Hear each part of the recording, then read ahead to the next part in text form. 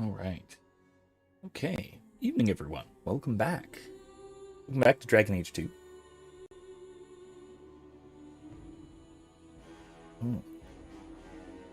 Evening.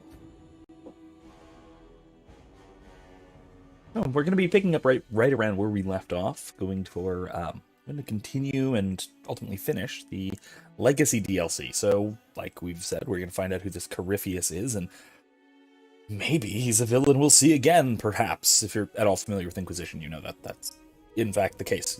This is a villain that we will see again, and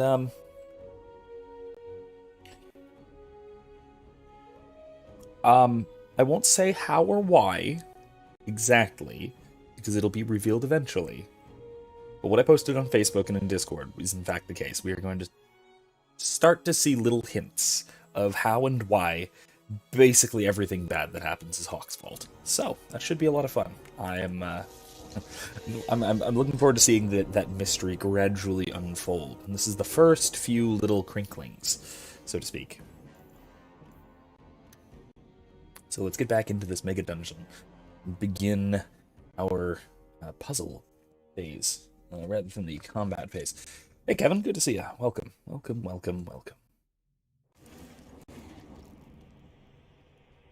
Larius. Larius. What? It's Why isn't it Larius? That name. Why is it not pronounced Larius? It's Larius. Anyway, how's it going, Kevin?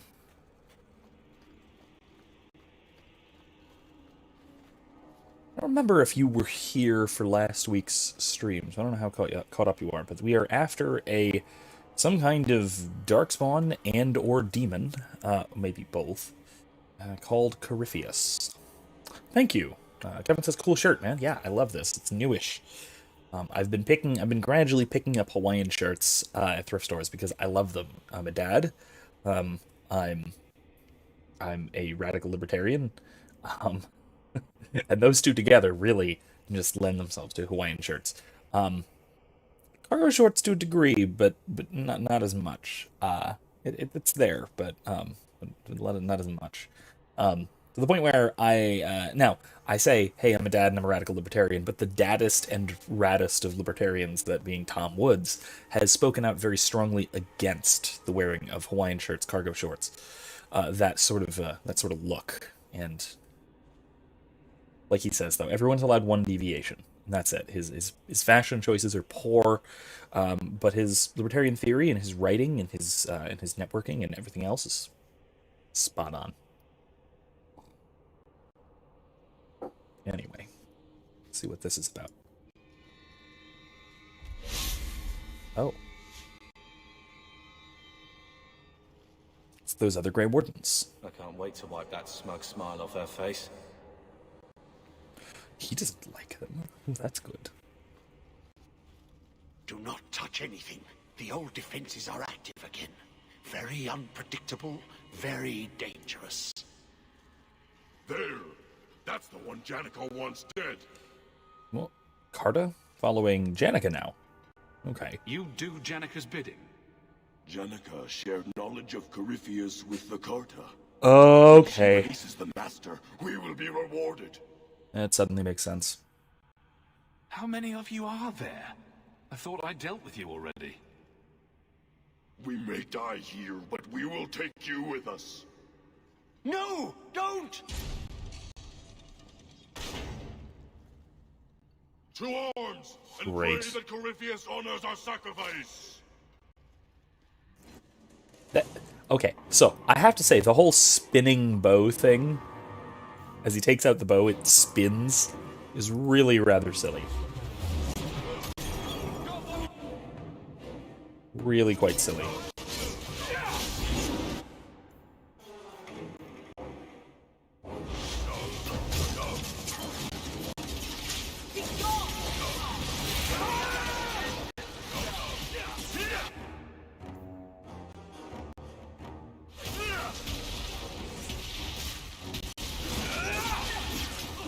Kevin says, fascists are almost always more aesthetic. They have to make up for the subpar philosophy. Always where they don't belong. Hey. This shouldn't have happened. Is that alluding to me being fascistic? Because I get called that a lot, oddly, which is almost the opposite of, almost completely the opposite of reality, but whatever. Or you're saying I have fashy aesthetics, or I'm a little. I don't know whether to be insulted or not, or compliment. Maybe I'm complimented. Maybe you're saying my aesthetics suck, but my philosophy is above par. Maybe I don't know. You'll have to maybe clarify whether that was intended as an insult. Anyway, I also thought I would share. I have, first of all, in my delightful Pints with Aquinas Stein, available to Pints with Aquinas patrons. Not me. I'm not shilling my own merch. I don't have merch. I'm shilling somebody else's merch. Anything like that. I should see about sponsorships. Anyway, a nice Elysian pumpkin stout. It's super weird. It's really, really pumpkin-y. Like, not pumpkin spice. Pumpkin. It's kind of strange. I think I like it.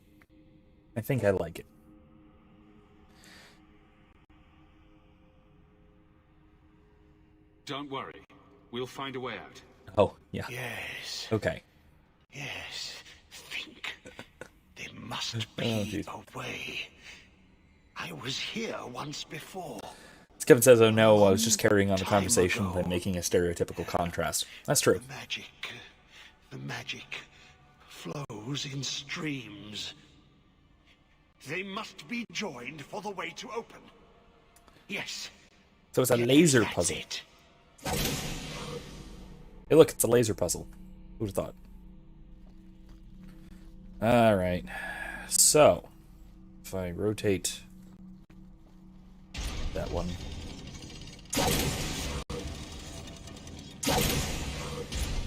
To there.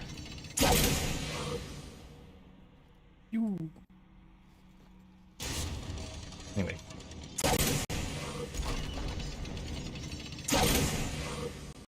Erica says, so you're saying he has bad taste in fashion. I don't think that's exactly what he's saying, but... I mean...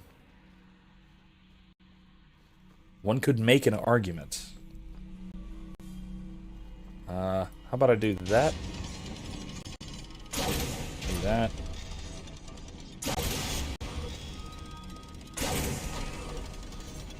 And then I do this. Does that do it? It worked. Quickly now. We have a ways to go yet. Oh, that's not the way through. This is the way through. Kevin says, ha, no. Vince has managed both aesthetics and philosophical consistency.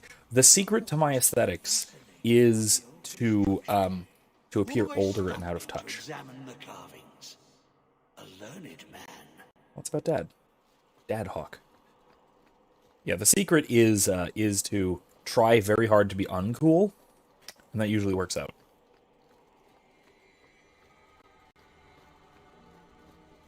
Like I've said before, this whole wearing bow ties and then eventually wearing dad-like Hawaiian shirts and stuff really started when I was trying to look older, because I had this problem of being exceptionally young for a teacher.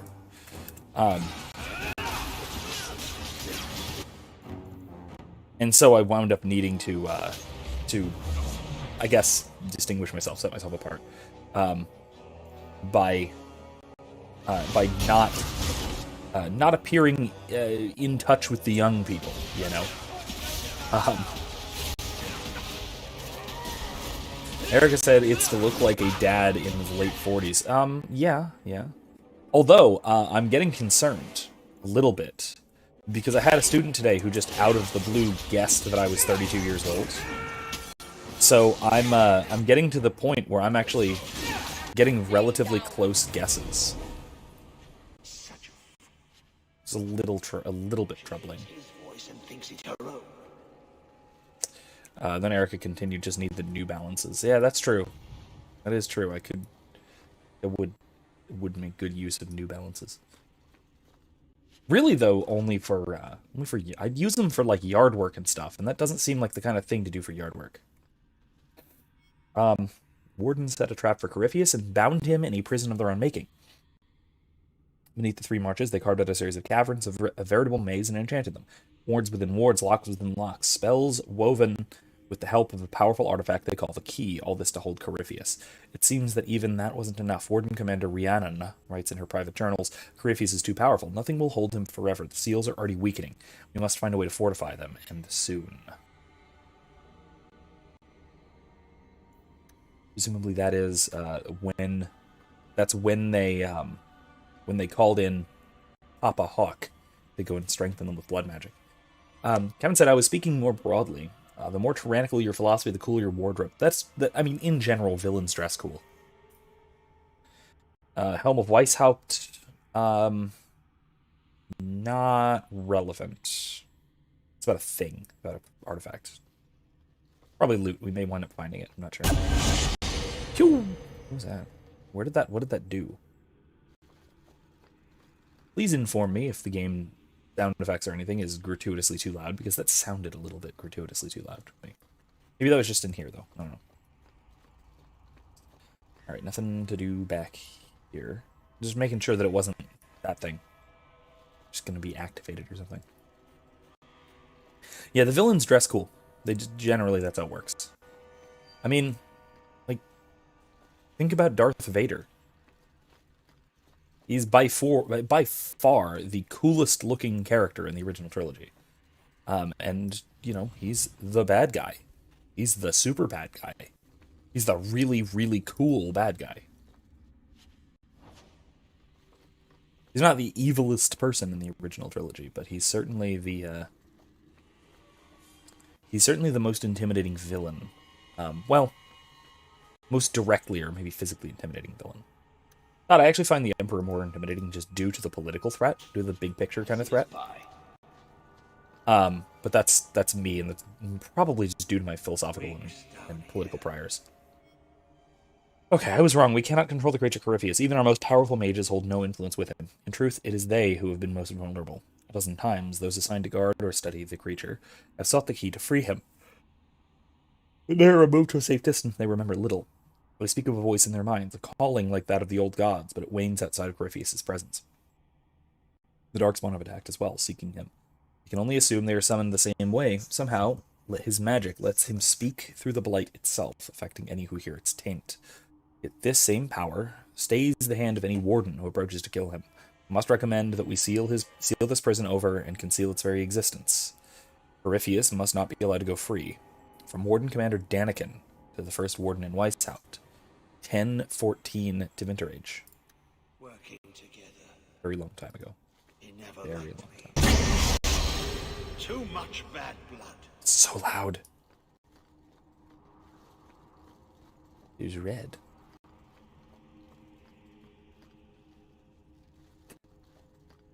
Oh, here comes Kevin with the hot takes, the spicy Star Wars takes. Kevin says the evilest person is definitely Mon Mothma. You can make an argument. But I don't think I would make that argument, because I think that most people who argue that Mon Mothma was evil of any sort will argue that she... Okay, maybe you're going to go the whole Imperial strength route with this. I don't know. But most people who argue that Mon Mothma was evil or did evil... See, here we go. All right, so it was Empire simping. Erica says, I'm not having your Empire sympathizing propaganda in the chat. Kevin says, ha, darn. I'll entertain it. It's wrong, but I'll entertain it. The Empire's evil, very obviously. Yellow. But Mon Mothma had her issues. Now, most people who criticize Mon Mothma are either Empire simps, so Kevin, or they'll criticize her subversion of democracy because she did not, to any extent, follow the democratic process in her election, succession, anything like that. She basically was the chief of state, directly appointed her successor, especially in Legends. This happened in canon more or less as well. To the point where there was a democratic process, but the democratic process was basically it was a one-party vote. So there was barely a democratic process. And a lot of people will criticize that, but on the other hand, I'm not a fan of democracy. Unlike Creamy Sheev, the Emperor, I don't love democracy. Even if I would love the Republic, in that context, I don't love democracy, because democracy, if you'll recall, is what led to the downfall of the Republic because of the rise of the Emperor, and it's what allowed the rise of the Emperor. Am I missing something? I think I'm missing something. Missing one of the thingies. Where is the extra thingy to open this purple door up in that northeast? Weird. I don't know, man. It's probably fine. If it's anything, it's just loot. So. Did you really think those old wards would stop me? Yeah, you're breaking them down. That's great. Barely able to string two thoughts together. You've only made it this far because of Hawke. You can still turn away. Do not listen to his voice. You're a fool, Arias, and you should have died here years ago.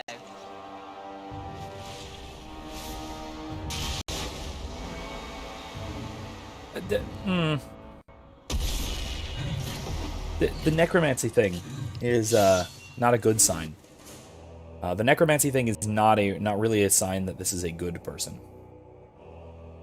Oh,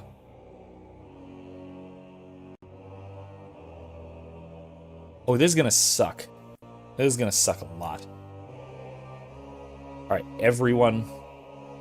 Kill that guy first. Healer first. Healer needs to die.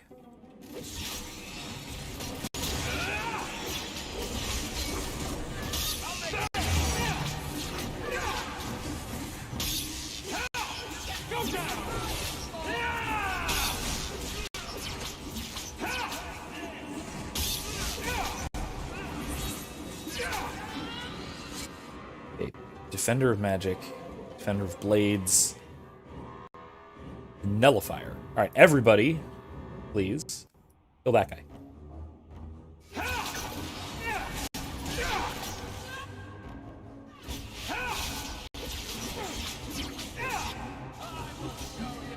Alright, cool.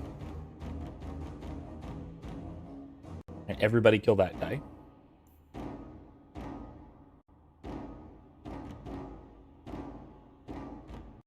Except you.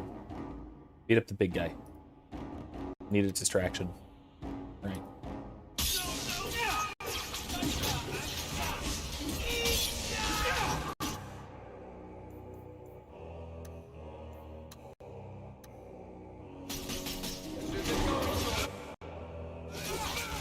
Now you fall!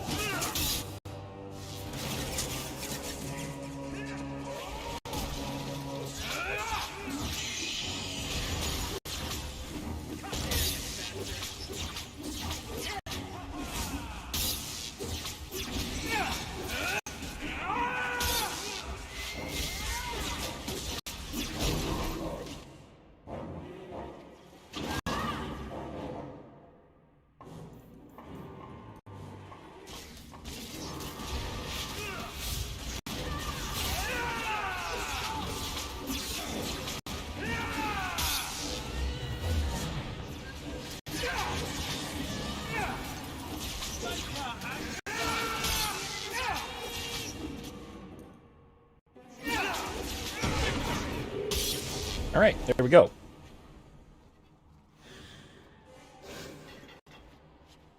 Times the bind? What is this? It's not bad.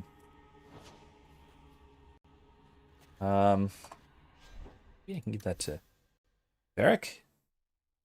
No, no, he has his good thing. He doesn't really need dexterity, but I'll give it to him anyway.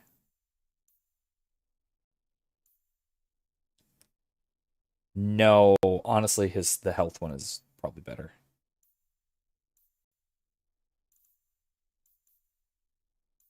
Okay. Kevin asks, where's Kylie? I actually don't know. I'm not sure offhand. I haven't heard from her. Not since I saw her on campus today, so I'm not sure. I expect her to be around at some point. Let's not go there yet. Let's explore a teensy-tiny bit. Oh. I have to go back to the puzzle room. I understand now. Alright, let's go back to the puzzle room. Try and figure this out, because there's a thing to do there. Oops, wrong way. Let's do this, because it's a puzzle room. But yeah, I tend to think that that Mon Mothma was in canon, certainly, was far too much of a Chamberlain-esque appeaser, particularly of the Empire. And that I would add that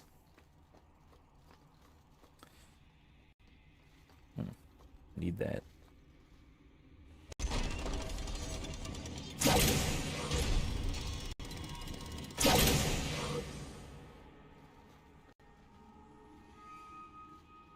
Can I rotate this one? No. It's unrotatable. I'm gonna fix this one. Okay, then... Oh, interesting. Okay.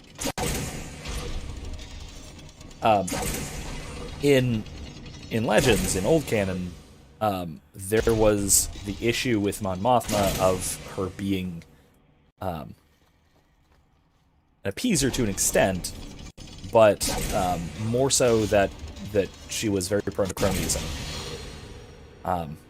Okay, that one is clear. All right, let's do red. But yeah, she was very, very prone to cronyism, which was, I think, her biggest problem. I need to get it over there. And I'll go from this side.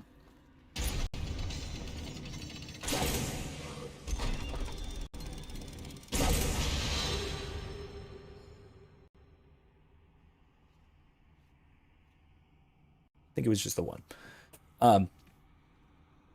Kevin says, I'm terrible at initiating interesting conversation. I usually piggyback off of other conversations. I mean, hey, you started something interesting with Mon Mothma was evil. I'm assuming your reasoning was because she gave the big bad empire big bad boo-boos, or was there something more to it than that?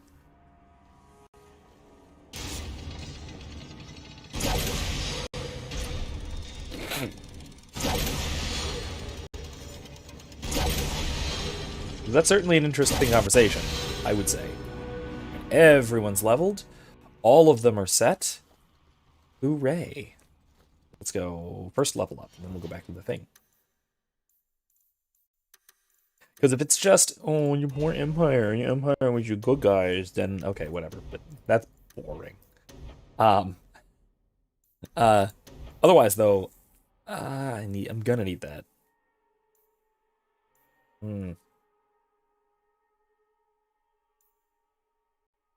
Increased diameter. Brittle chance. Ooh. Adds an area to that.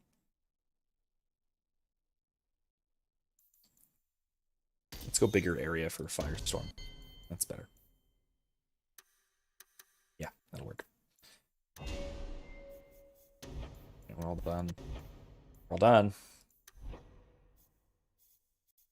Let's do Sneaky Snunky.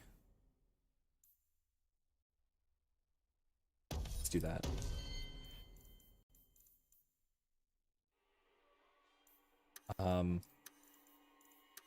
There.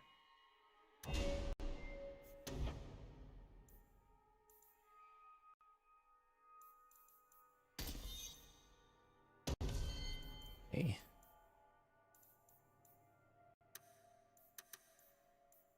Okay.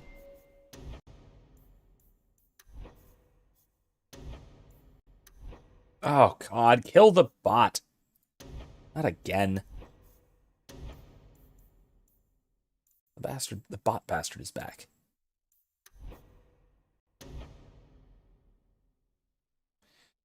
Thank you, Erica. The bot is dying.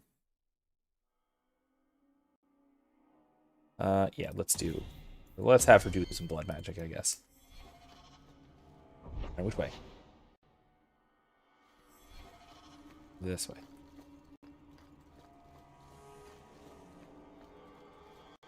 It's a different bot. What is this? There's a different bot than there has been the last couple of weeks. What is with this influx of thought bots in my chat? I don't like it. I don't care for it.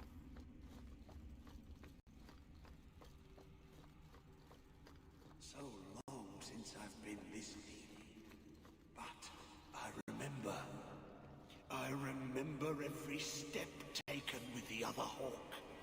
The other Hawke? The Elder Hawke. The Mage. You were here with Father. The seals are weakening, they said. Malcolm Hawke was chosen. A good man, but an apostate. Yes, I was here with him. Your old dad, the apostate blood mage. Because speaking of interesting conversation, you too can have an interesting conversation with a fascinating young woman. If you please don't. No, stop it right there. It's annoying. Anyway,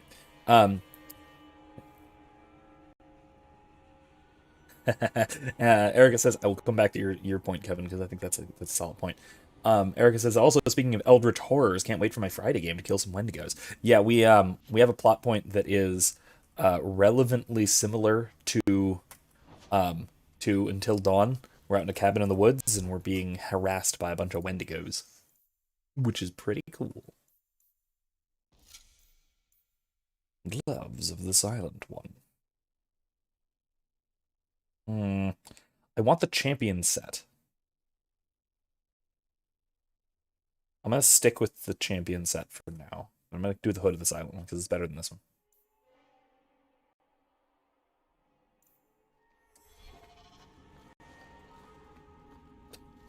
Oh no.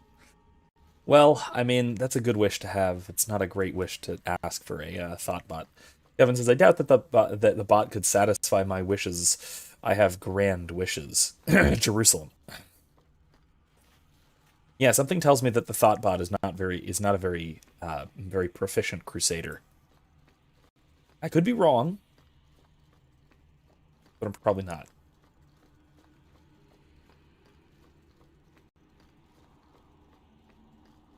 Imagine an army of thoughts retaking the Holy Land. Because they're willing to do anything you want.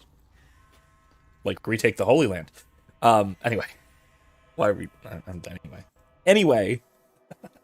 Kevin says, cronyism is very old Republic. Is a very old Republic issue. She's a product of that culture. The Republic needed streamlining. The Empire is shown to be the big, bad tyranny, but apart from a few individuals, I still argue that it was largely benign. I wouldn't say that. So, I think that largely the Empire was a centralizer. It was an over-centralizer. It exacerbated the problems of the Republic, rather than alleviating them. What's so nice about it? I was just wondering what someplace sinister and foreboding would look like. And here it is. Look at all the magic. But yeah, I think that cronyism and all of that sort of thing was a huge problem in the Republic, but I think it was largely due to an incredible centralization of power near the end of the Golden Age. So near the end of the prequel era, the rise of the Empire period, the decline of the Republic period. Call it what you want, whatever it was. The last 100 years or so before the Clone Wars. That there was a huge centralization of power that began. Now we can see, and this is canon, and it roughly follows Legends as well. That there was a significant centralization of power, consolidation of power in Coruscant, in the core, over the course of the 300 or 400 years, leading up to the fall of the Republic, and the rise of the Empire. And the Empire just exacerbated that. It took this problem of over-centralization, and it cranked it way up past 11. I think that wound up being the same big problem with the Empire. It was things like central points of failure, things like inefficiencies of scale, inefficiencies and of uniformity, tyrannies of the center, all of that sort of thing. And then also it being a tyranny of the center led by a marginal type figure, the Emperor being a Sith. Sith are scatterers by nature. They're individuals, they're rugged individualist types, but they center around themselves. They pull things in, but only for themselves, not for the greater good, or not emptying oneself for others or anything like that. They're very, very selfish and self-centered, but not usually in a unifying sort of way. Sith desire power, but not usually in the tyrannical imperial sort of way. That's a rarity. Sith are by their nature chaotic. They're forces of chaos, not forces of extreme order. And so the Emperor was out of his element, ruling as Emperor. You're too late, Larius. Ah, crap.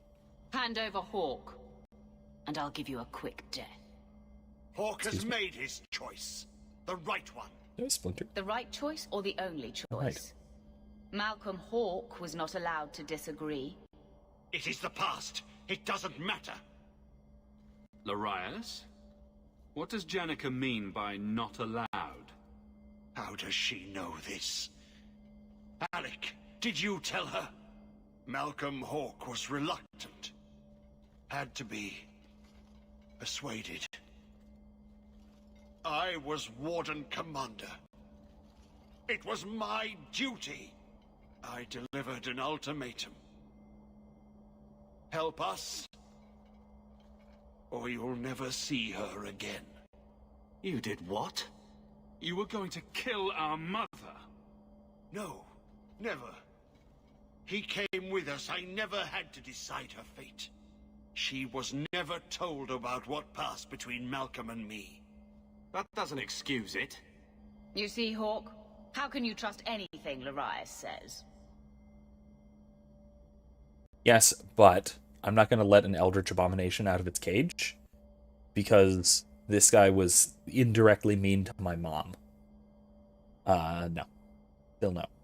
It's still evil and dastardly, because most of what the Grey Wardens do is monstrous, because it's the whole become monstrous in order to fight monsters kind of motif, which, I mean, Erica, this reminds me of your interpretation of Blood Hunters for the Friday game, which is, I think, really, again, really cool. It's very Grey Wardenish to that in that way. And they take on the traits and characteristics of the Darkspawn, this grave and terrible, monstrous evil, in order to fight against it. It is the becoming a creature of the night to fight against the night, to protect the light, all of that stuff. It's the Witcher, that sort of thing. And the Grey Wardens are very much about that, and therefore they become quite morally grey. They're willing to do this sort of thing, they're willing to employ blood magic, they're willing to enslave and dominate people, they're willing to kill people who refuse to join them, they're willing to conscript people against their will, they're willing to, think about the last game, undergo a dark ritual to draw the soul of an old god into their unborn son. That's quite something that we should maybe not be so willing to do. But hey, here we are.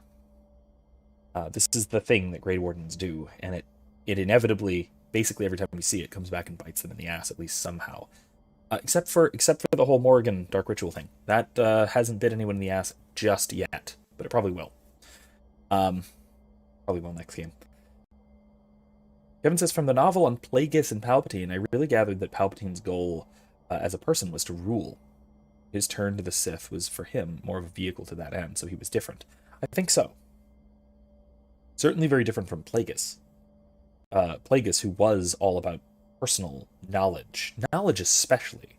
As was his, what was Plagueis' master? The Celestin. Not Celestin, the Gand. What was his or her name? I don't remember. Not Vectivus.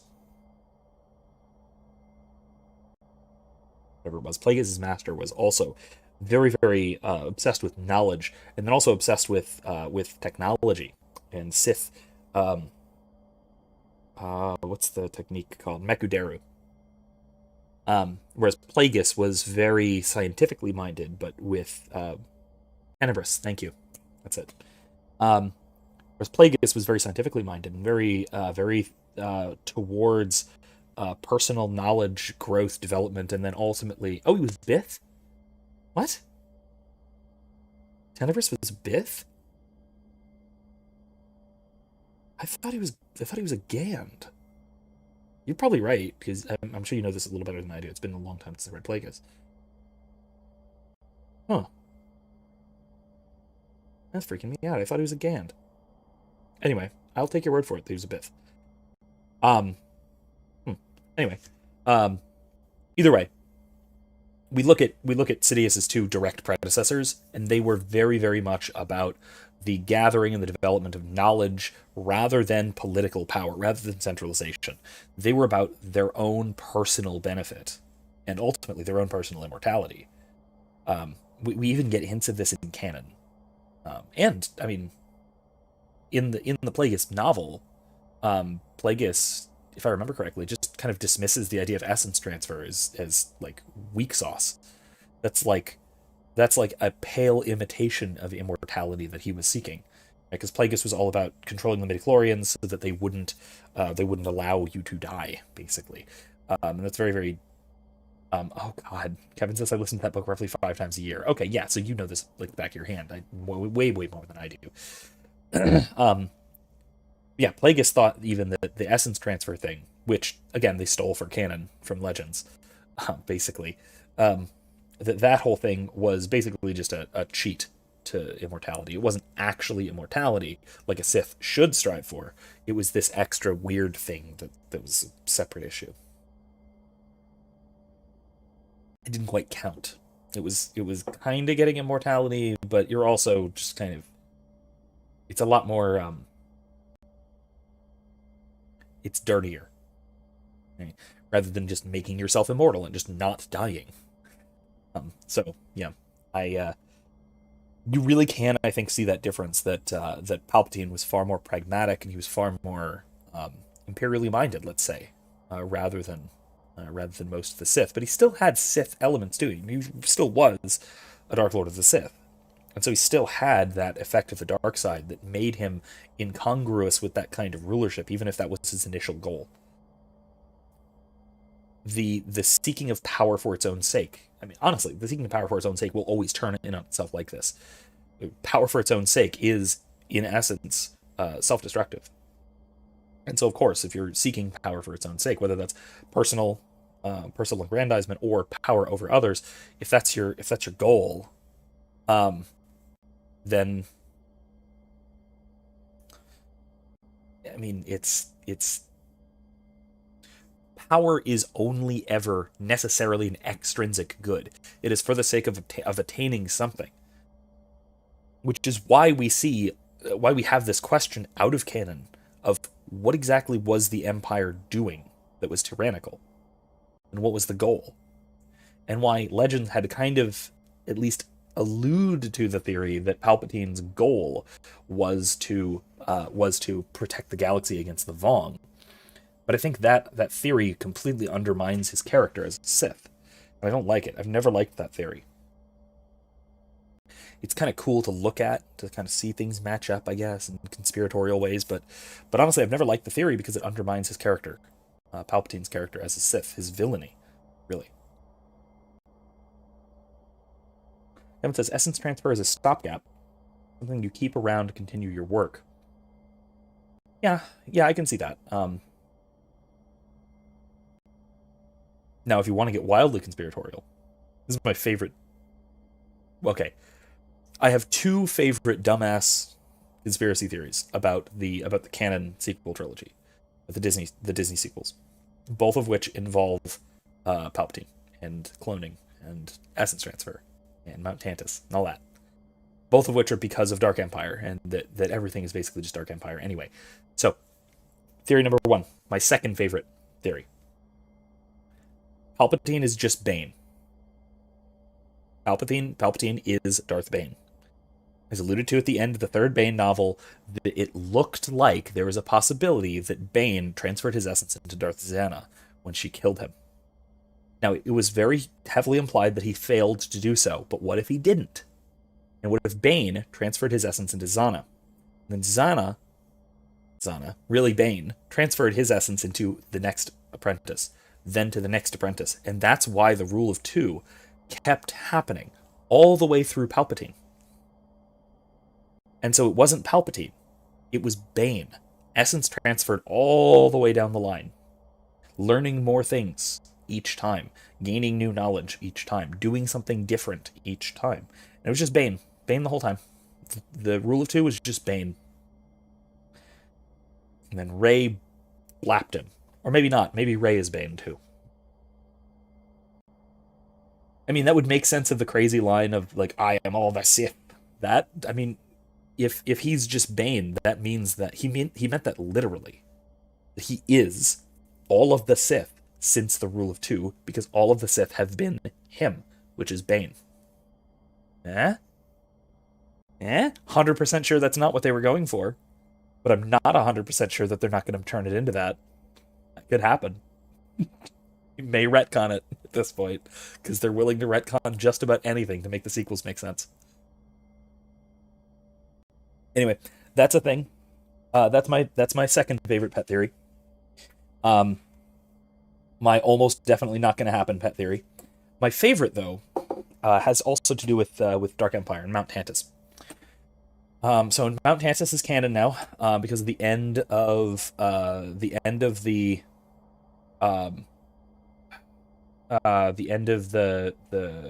Bad Batch. When they bring the Kaminoan scientists to the mountain that is labeled Mount Tantus in the visual guide thing. Which is the cloning, if you don't know, cloning facility that the Emperor used to recreate, Thrawn used, right?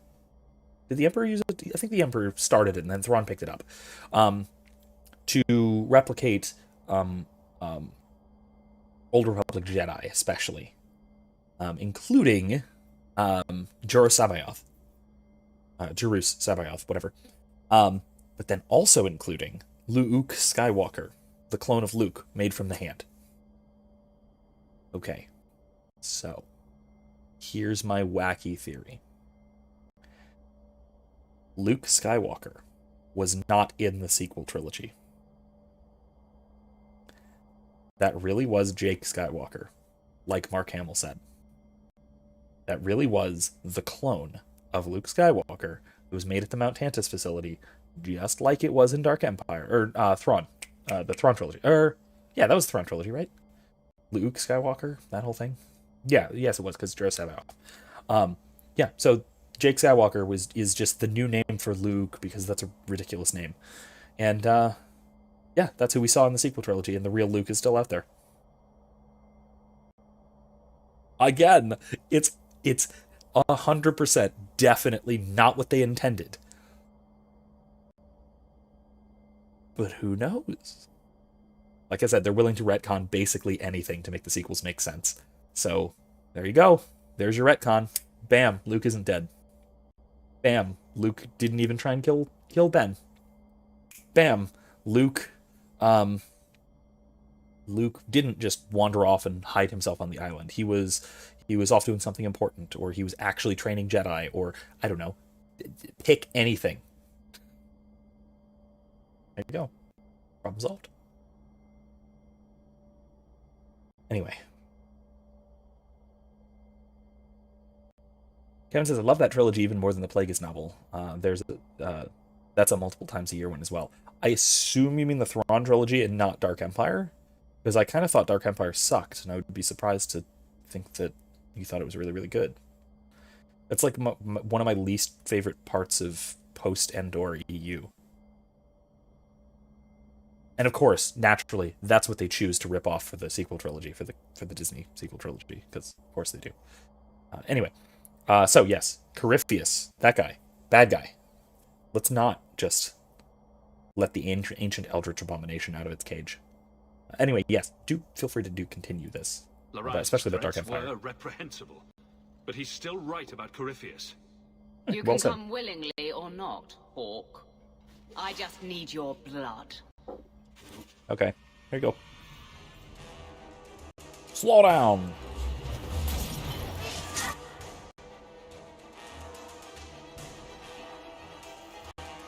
Wow, that's big.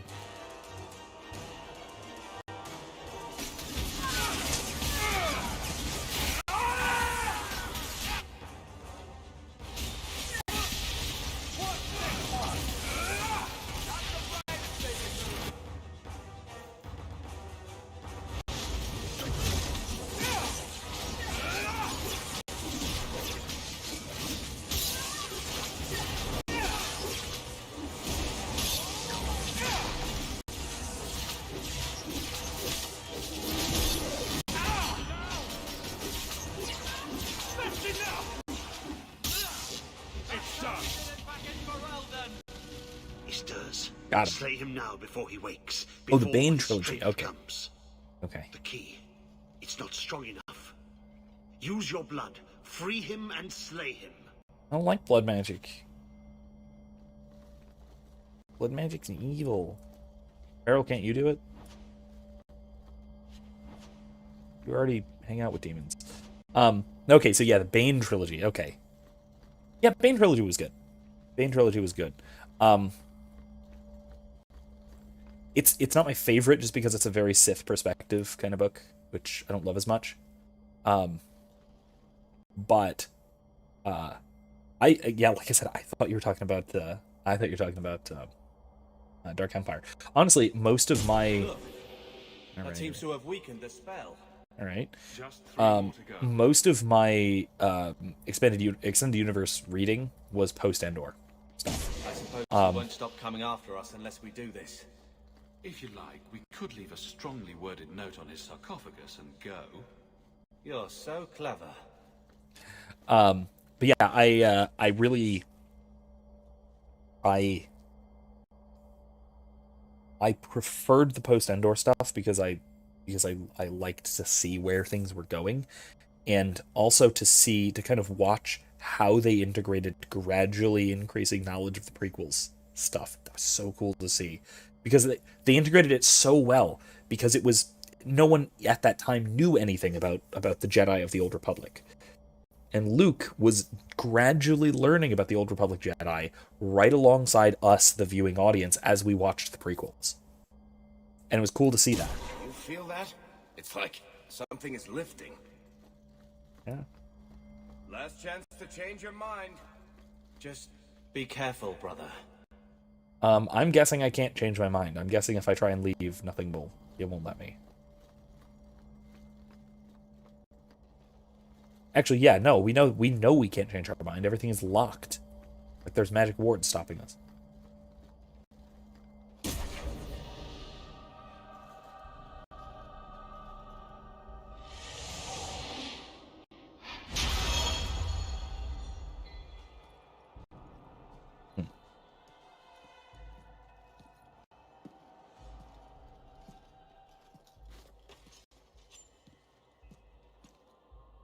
Oh, I can't see your face with that thing. There you go. That's better.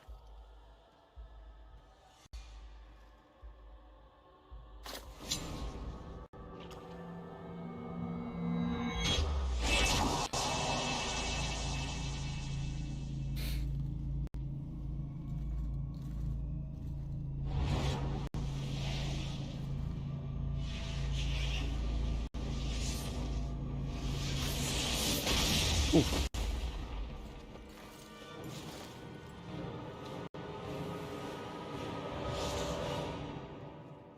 Be this some dream I wake from?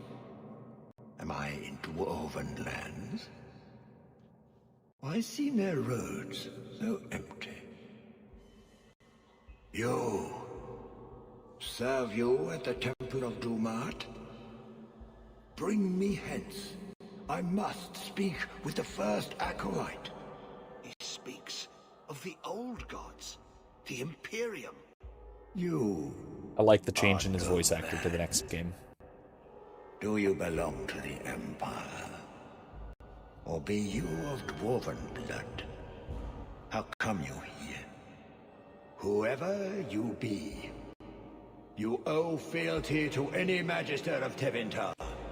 On your knees. All of you. You're a darkspawn. Dark spawn, ravaging the deep road, spreading the blight. Does this ring a bell?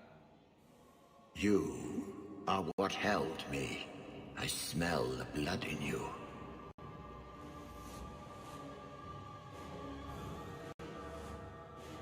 Dumat, Lord, tell me, what waking dream is this? I don't think he's going to answer you. He's the silent one. The light.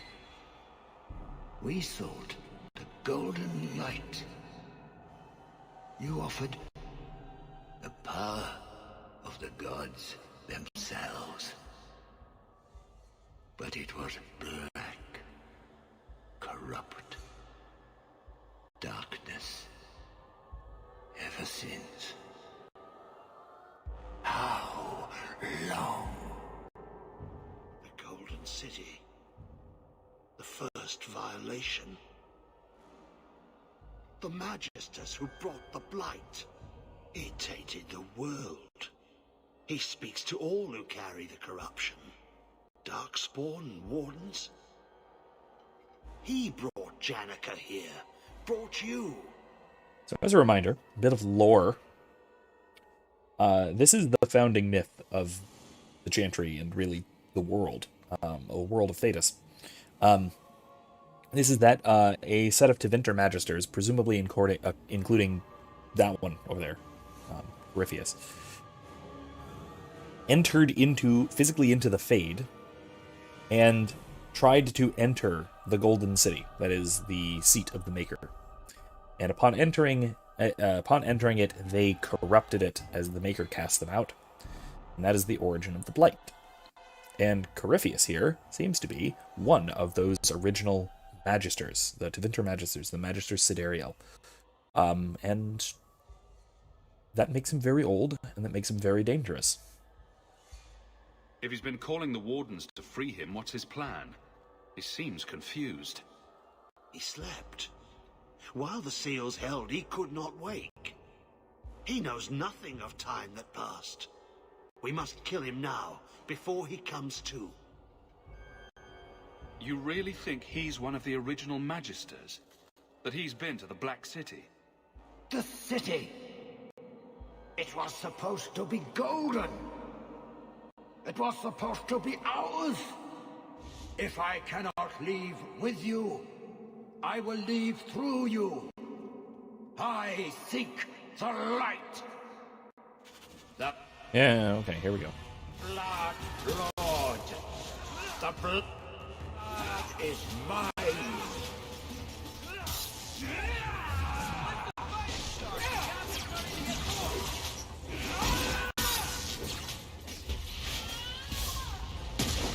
Oh boy. Nope, okay.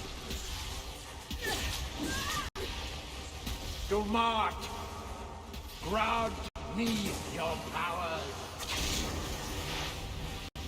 Uh-oh. Fire in my veins. You cannot avoid my fire. Oh, he's going the other way. Okay.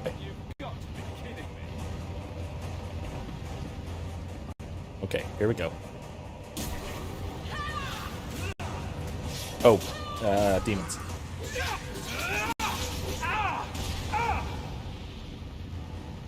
Is he drawing power from the statues? By the look of things. Destroy them then? I don't know if we can do that. I'm an acolyte of Dumat.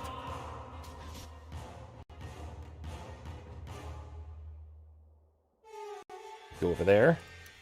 Keep out of the flame. You cannot harm me.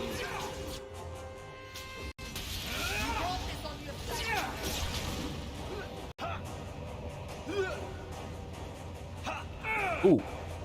Still on fire. I can't believe the fire does get to you if you don't. Even if you're back a ways. We can't get caught in those flames.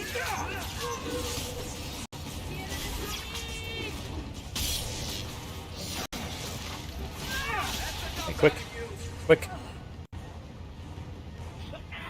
They're not going quick enough. Oh, okay, everyone's dead. That's bad. Got Varric, you bastard! Ah!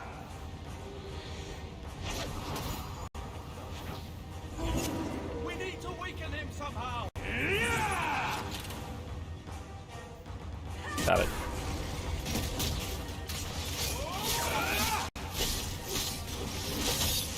He's the king. And little something more!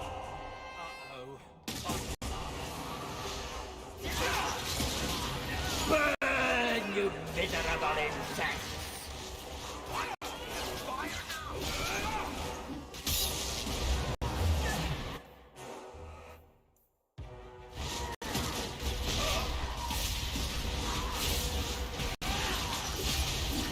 To Mart! Grant me your power!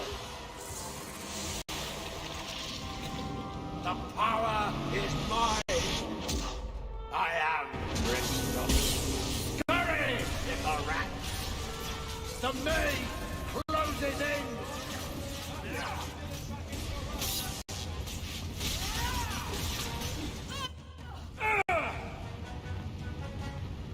Okay. Yep, there's a maze now. That's cool. He's boxing us in. You will die before you touch me, worm!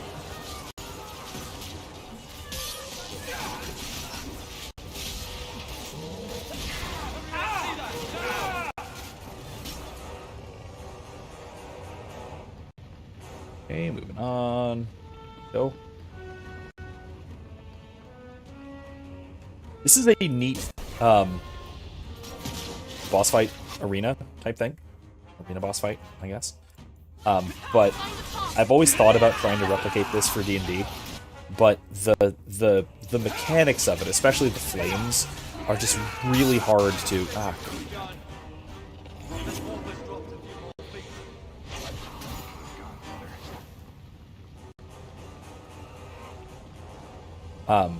Especially the flames are very hard to replicate on a turn-by-turn basis. Very difficult. He's trying to trap us. Find a path.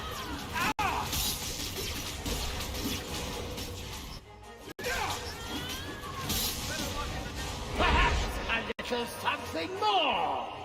Here he comes! Okay, Mr. Extra. There we go.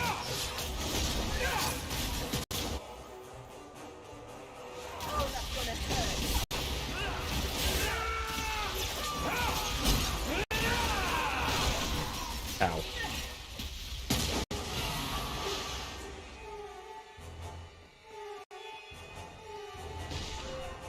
Yeah. To Mart! Grant me your power! Oh, lightning too. The lightning strikes me! And cold? Feel the chill! You cannot outrun it! You cannot escape!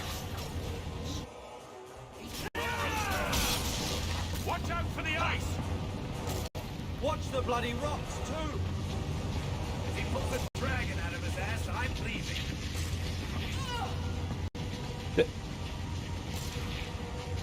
There has to be another way to do this. No! I mean, Dumont was a dragon. I mean, a dragon god. But not strong enough! So, pulling a dragon out of his ass is not the most impossible thing. Yeah, Meryl. Do I have any Mythal's favors to use? Yeah, I do. Daisy got herself knocked. Darn it. Didn't work.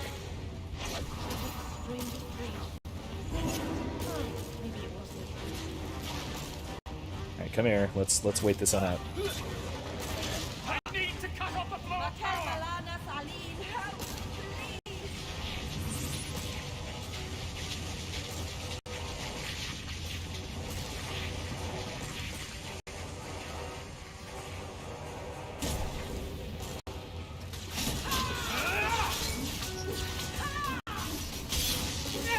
I'll make this quick.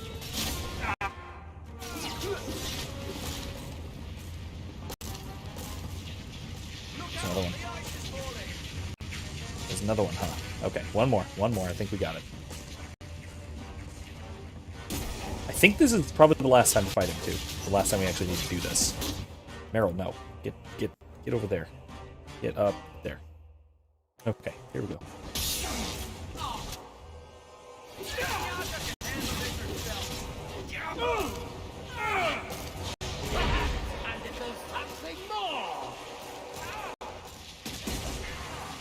And I got Frosty. Run! All you like! I can... Is there a chill in the air? Ow. Hey. Ow. Where'd he go? There he is.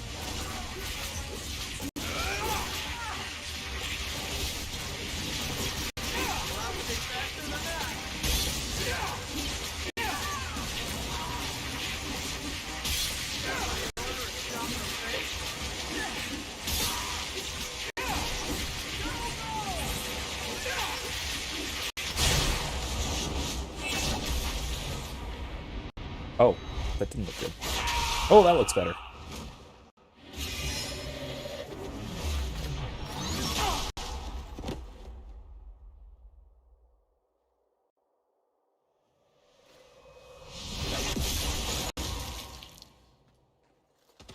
Nice.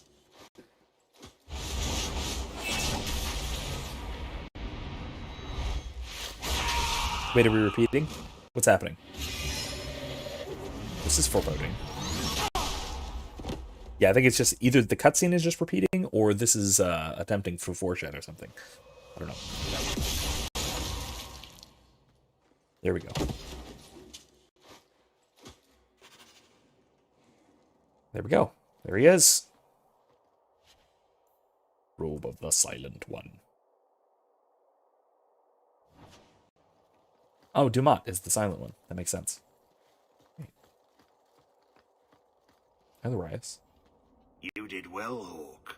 More than the Grey Wardens of old were able to accomplish. I will tell the Warden Commander of your service here. I'd be careful. We don't usually come back from the calling. I must try. You've gained an ally today. Why are you talking like that? My head is clear now.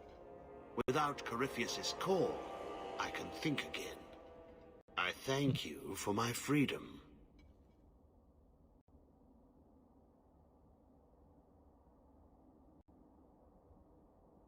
I killed him because he was a menace, not for your thanks. I know. That's why you were the right one to do it. The prison stands no more.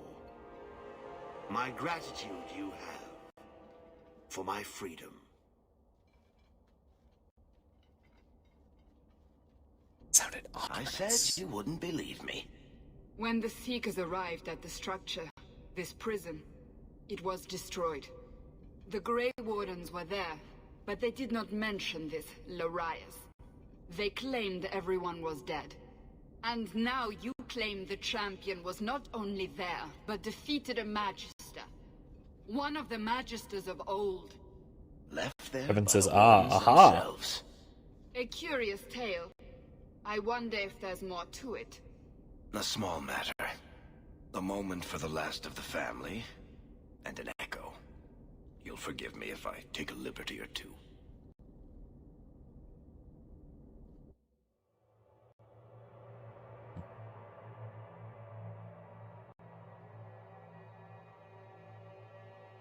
So, just a private moment between the brothers, is what you mean.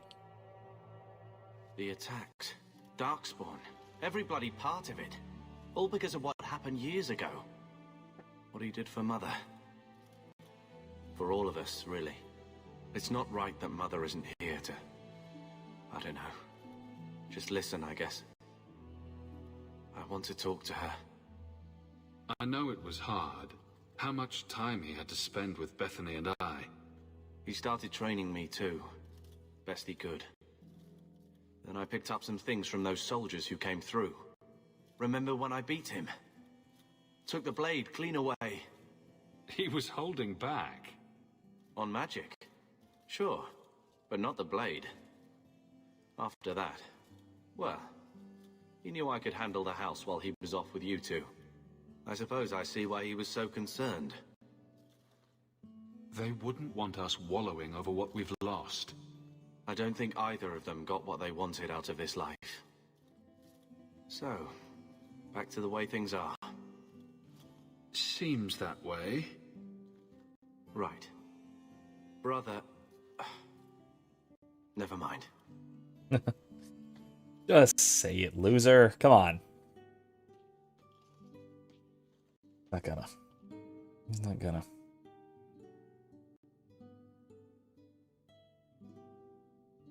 You know Malcolm wouldn't want you two to fight. He sacrificed so we'd have a life free to choose, not always agree. His burden must have been very like yours. I do what I can. Sometimes it doesn't seem like enough. You know, your father tried to help people the same way. Tried to fix trouble he saw in others. The best of him is still with you. The best of all of us. It's what makes you try so hard. You will always have that. We will always be family. It'll be all right.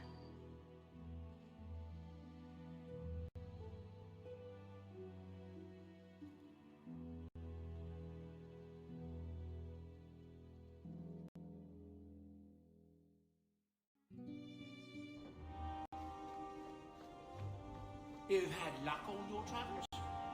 No attacks, no disasters, no out-of-control enchantments. It's a good day.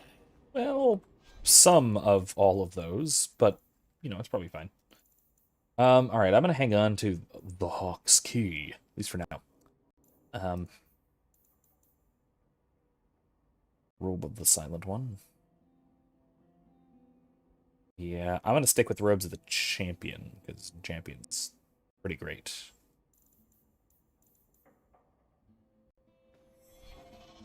Put away my Silent One stuff. And Carver's sword.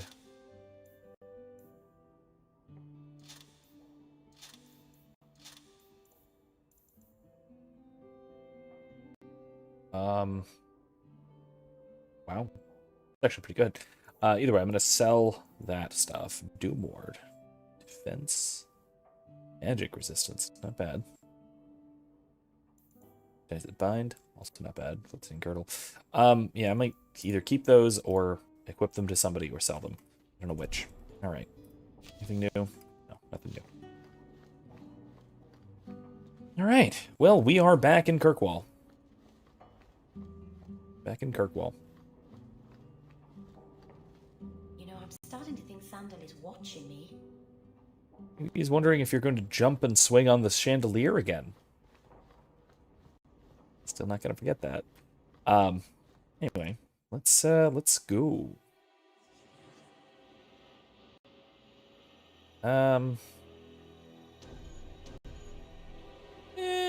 Let's have Isabella run around with us for a bit, especially because that belt might be good to equip her with. Justice, Darktown, on the loose. So Justice is the Anders side quest, I think. So let's do that. The next step, helping Anders with his terrorism. Oh, hey, level ups. Let's do that real quick.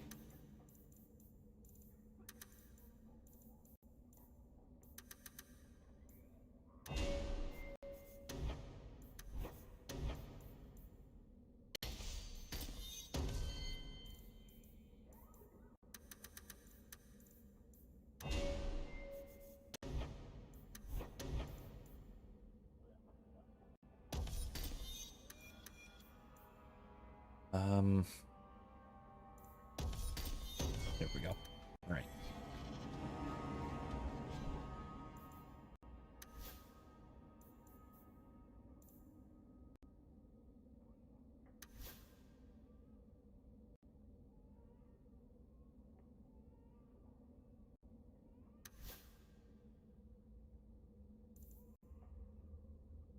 Started. Ooh, that might be better. Attack and physical damage. Yeah. Oh, actually, you know what? No, this is a set. That's a set. Keep the set.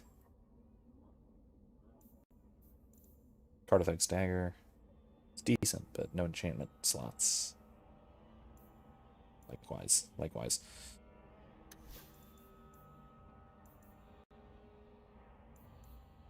Okay. Alright, cool. Let's go see Anders. So, Kevin, I am assuming your aha was about something ominous that was happening there, but I don't want to spoil exactly what by confirming. Wonderful. How could anyone not love him? Aww. Oh, I could give you a list, but that might just bore you. So, did you get naked? Isabella. Oh, look at that blush. That good, huh?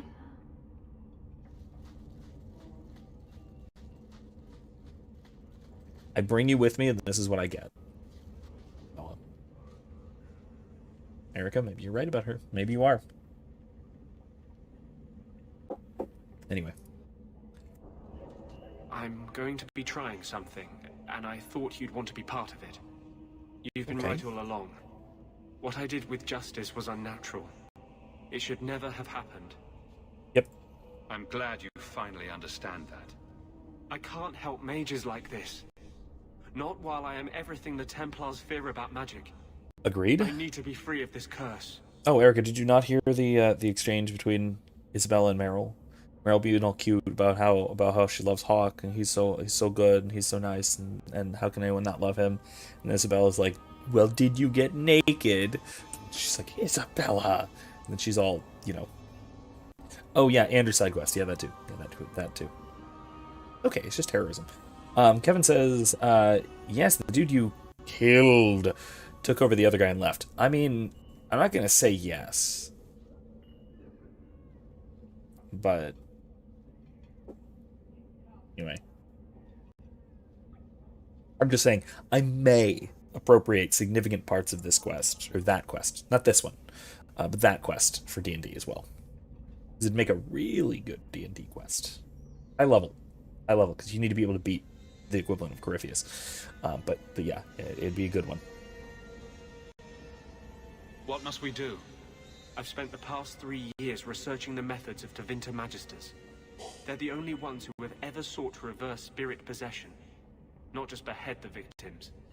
I believe I have a formula for a potion that can separate Justice and me, without killing either. Erica says, I don't care about cringe relationships. There's no rings they're gonna burn when they die. Okay, I mean, maybe before, given our track record as well. Kevin says, bro, I know evil dudes. The dude did exactly that. It was something, it was something. Is it dangerous? Something like that. There are always dangers with magic. But I believe this will be worth the cost. Well, it's, excuse me. There is more to discover about exactly what happened, but we have to wait until the next game to figure that out. About halfway through the next game, honestly. Actually, maybe even like 2/3 of the way through the next game to figure that out. Because there's a lot going on there. Erica says, not saying that's actually how I feel, but I don't like any of the interpersonal anythings in Dragon Age 2. Oof. I mean, she says, I don't like most of the supporting cast. I mean, I guess that's fair. So I like Meryl, but she's not my favorite character by any stretch of the imagination. I actively dislike Anders, Isabella, and Fenris. But I really, really like Aveline and Varric. And I like Sebastian. Even he was a DLC character, didn't get as much content and all that, but I like Sebastian. Again, not my favorite, but I like him. He's around that Meryl level. So that means I got two characters who I really like, two of my favorite characters in the series. And then I got two characters who I like okay. And then I got three characters who I just kind of don't. but there are significant things about them that I don't like. And so, you know, I mean, I will say, though, I do think the interpersonal writing is really clever. Most of it's actually really clever. But yeah, I do think that that's one of the things that is subpar about this game, in my view, that isn't about execution. Because a lot of the stuff in this game is really, really well done, really, really well thought out, really, really well written, poorly executed. A lot of the character, not the character writing, but the characterization is kind of crappy. That's honestly one of my biggest. It's one of my favorite things about this game, because the characters that are great, but also the characters that aren't great are really, really subpar. Like, I think I like all of the companions in Inquisition, except for Sarah, more than I like Anders in this game, or Isabella, or Fenris. Sarah's really annoying next game. We'll see. You'll see her. She's unbelievably annoying. Erica, she's worse than Peebee in Andromeda. Way worse. Bad in a lot of the same ways, but worse. Put it that way. Surely that's worth any risk it entails. I knew you'd stand behind me in this. Even if... What? Nothing. Drinking beer. I've gathered most of what I need, but there are some outlandish ingredients I was hoping you'd help me collect. A powder the Tevinter call socio-political, and a small amount of drakestone.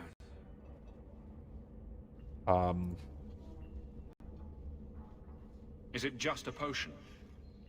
Is there anything more to this ritual? No ritual. Just mix the ingredients up and boom. Justice and I are free. And we can take our rightful place among free mages. What'll happen to him? Where would we find socio-political? It's a crystal that forms from concentrated manure and urine. Ew. We can't just buy it somewhere? It's not used by mages here. There's no reason for any merchant to You stock it. drink that? I suggest we search the sewers. There's an entrance not far from here in Darktown. Oh, Jesus. Okay, so I know what he's talking about. So I've been in dirty cities. And he's gonna drink that? Jesus. It's horrifying. What is drakestone? The Tevinters used to mine it for their apothecaries. There should still be deposits in the bone pit. We're not looking for virgin's blood or the tongue of a hanged man or anything, are we? Well, you know Tevinters. They can't throw a Wintersend party without a human sacrifice or two. But I promise, everything in my research says there's no blood magic involved. Okay. Alright, well, let's go to the sewer and get some pea crystals. Yay. For our crazy abomination friend to drink. Ugh. Oh, God, that's nasty. Kevin says, speaking of ingredients, I found reishi mushrooms. Love mushroom hunting. It makes me feel like an alchemist. Reishi mushrooms. I don't know if I've ever had reishi mushrooms.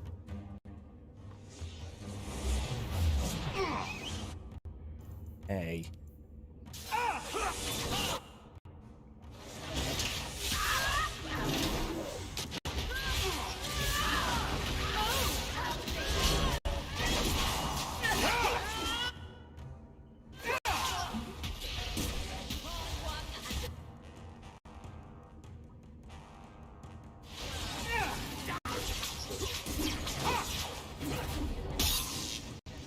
Problem solved.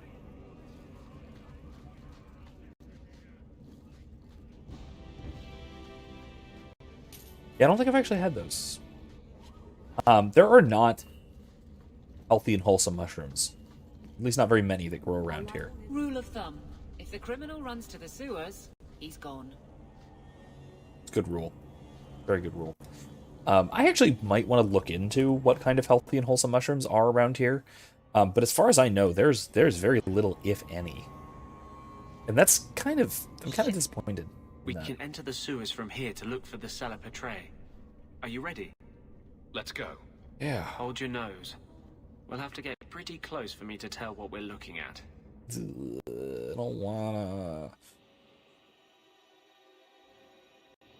Well, seeing as Evelyn definitely didn't want to go to the sewers, let's bring Fenris and Isabella. Let's bring our weirdo brigade. 3 least favorites, yay! Anyway. I know it isn't my place to criticize, but are you sure about Meryl? Dude, she acts sweet, chill. But she'll never pick you over her demon. Oh my god. It says, they aren't edible when fully matured. Instead, you slice them up and boil them to make mushroom tea. You can also do an alcohol tincture from them. Interesting. Interesting. I don't do mushroom tea, really, although I probably would like it, because one of my favorite kinds of tea is pu'er, which is fermented, so it has that very earthy, mushroomy kind of flavor to it. Honestly, it's probably my favorite variety of tea, generally. So. Meryl loves me. Keep your illusions, then. Maker knows I won't be the one to change them. Bruh. Just like, stop.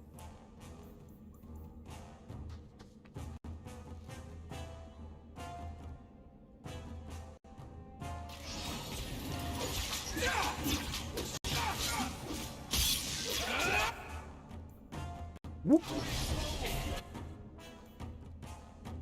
Whoop.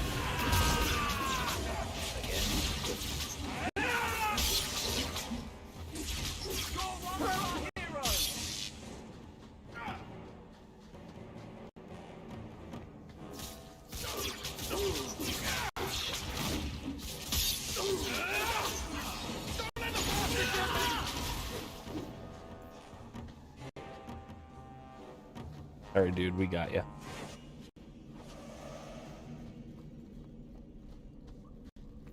Alright, let's level up our party members.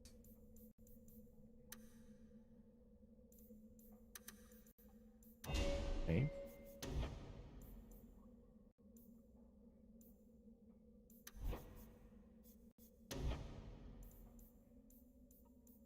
Yeah.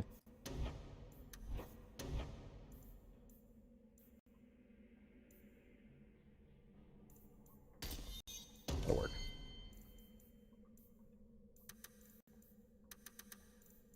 That'll work too.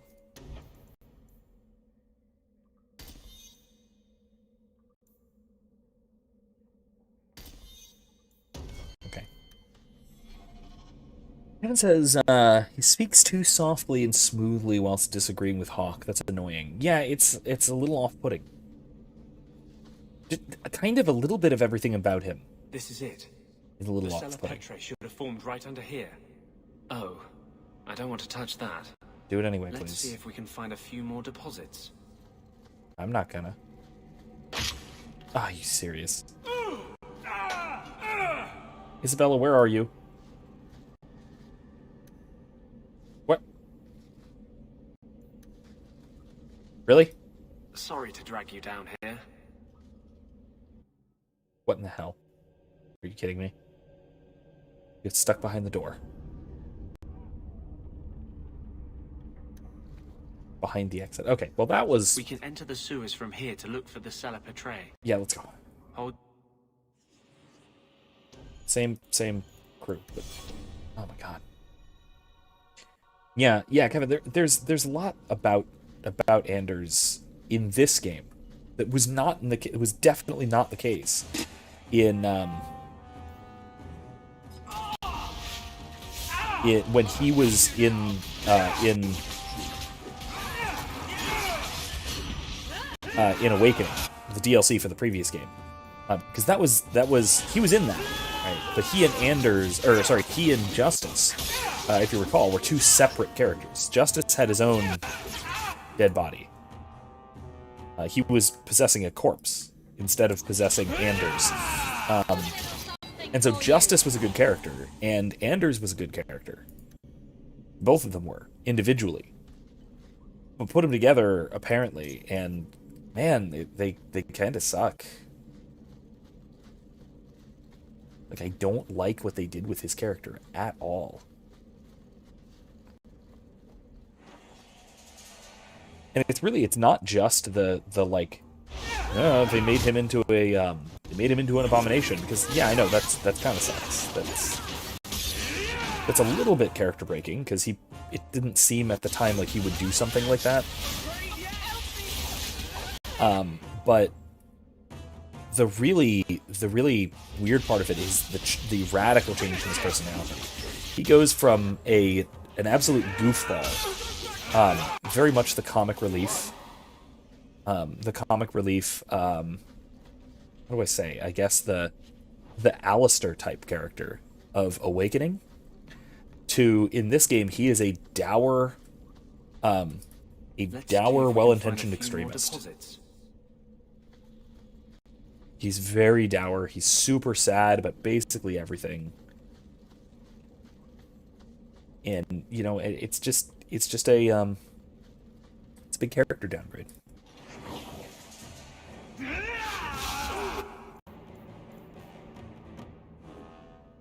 Ben says, I'd love to explore Florida's mushroom selection. I bet there's more than you think. I'd be surprised to find lots of oyster mushrooms year-round. Or I wouldn't be surprised. Honestly, I actually don't think there are very many. At least not around here. I think it might be because we mostly are, there's mostly pine forests around here. Most of the forests are pine forests. On rare occasion, you'll get big clumps of oak trees. But most of the forests around here are pine. Florida pine, obviously. Let's see if we can find a few more deposits. But that is... oh, Jesus. That's not good.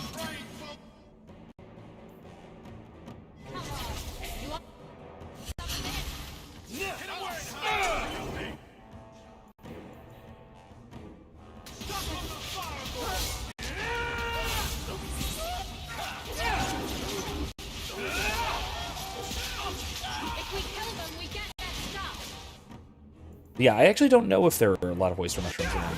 I don't think there are, but I could be wrong about that. I mean, obviously, I don't know my mushrooms. I've always really hesitated to try and collect mushrooms around Florida. There's an old story involving my dad, and this was actually, funny enough, right before my parents' wedding, like a week or so before, or something like that. Because my dad's from Indiana, and he used to collect mushrooms, like harvest mushrooms, growing up. And so he went out gathering mushrooms in Florida, where he had relatively recently moved. And he came back with what he thought were, what? Let's see if we can find a few more deposits. One of the button-type mushrooms. One of the edible button-type mushrooms. He thought that's what they were. But, as it turns out, they were something that were... quite dangerously poisonous, to the point where he was terribly ill, horrible stomach cramps for like 3 days. Thought he was going to die because he'd grabbed the wrong mushrooms that he'd slightly misidentified because he was used to Indiana mushrooms. That should be plenty. And so I've always been hesitant to harvest wild mushrooms, even if I think I know what they are. Of course, this was far before the internet, far before availability of even widespread availability of things like, wildlife identification guides and such. I mean, I'm sure he could have gone to a public library and found a book on wild Florida mushrooms, but he didn't. Instead, he based his search off of what he thought he knew, and turned out wrong. All right. I'm gonna have to do some shopping upstairs pretty soon. Okay.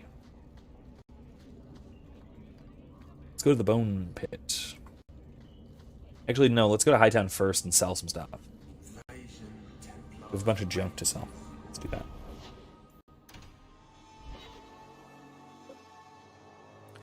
Kevin says pine is good for Boletus species. Almost all Boletus are edible. Really? I need to look into it. I really do need to look into it. Because I'm curious. Because we do get, like, yard mushrooms. Hello? That Is Anders there? Oh no. Can I speak to Anders? You can stop yelling. It's always me. Oh, good. I didn't want to talk to that other guy. You know, the stick in the mud. He can still hear you. Justice and I are one.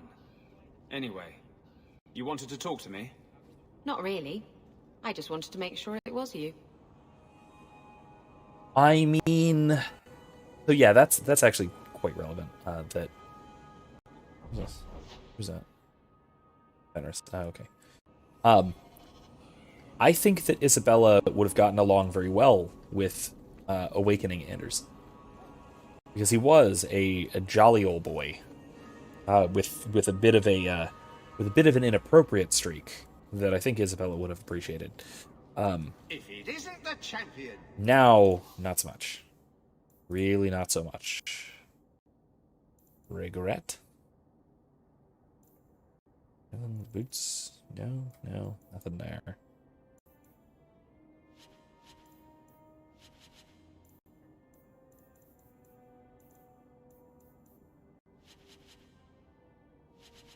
Sell all that. Sell junk. Alright, that'll do. Alright. Let's check what this is, and then let's go to the bone pit. Boots. Oh.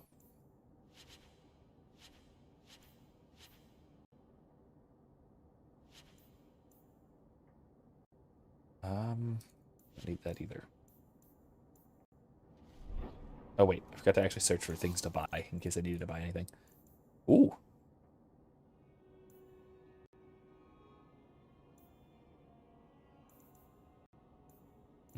No.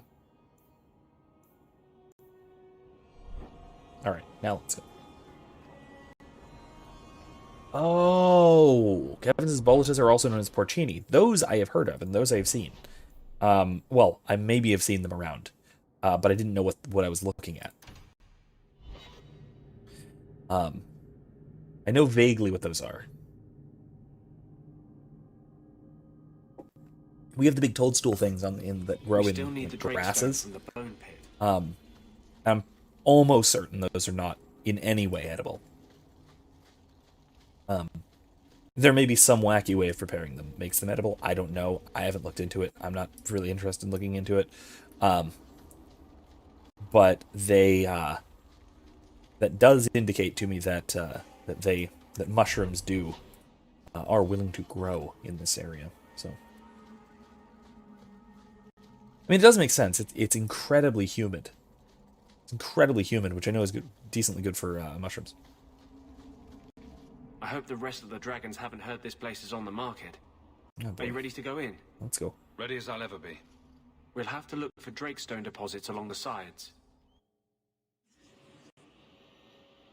Spring Sebastian. And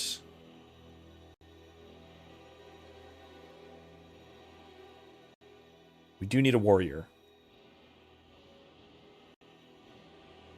Aveline or Fenris? Let's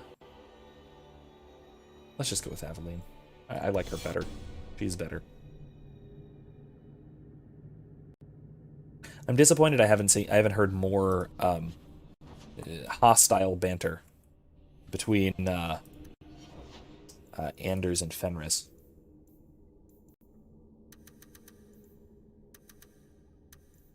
You know, they despise each other on principle.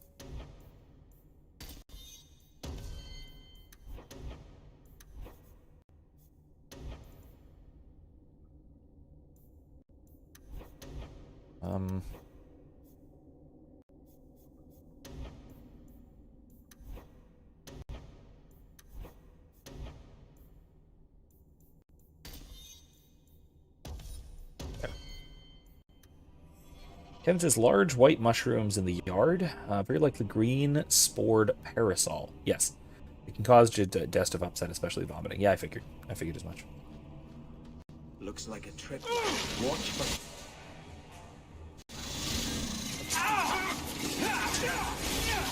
Wish you told me that like a second earlier.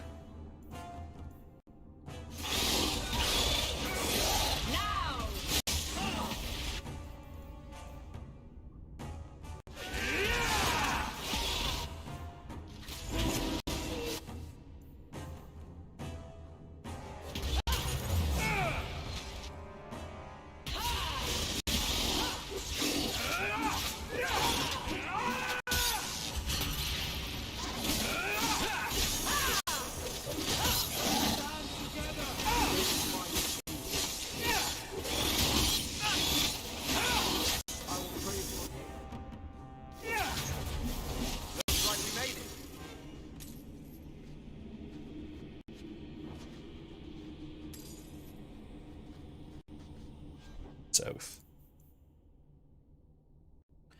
That's defense armor. Yeah. Good, but... Drakestone! Yay. This looks like a Drakestone deposit. I need a scraping from the deepest part. There should be more further in.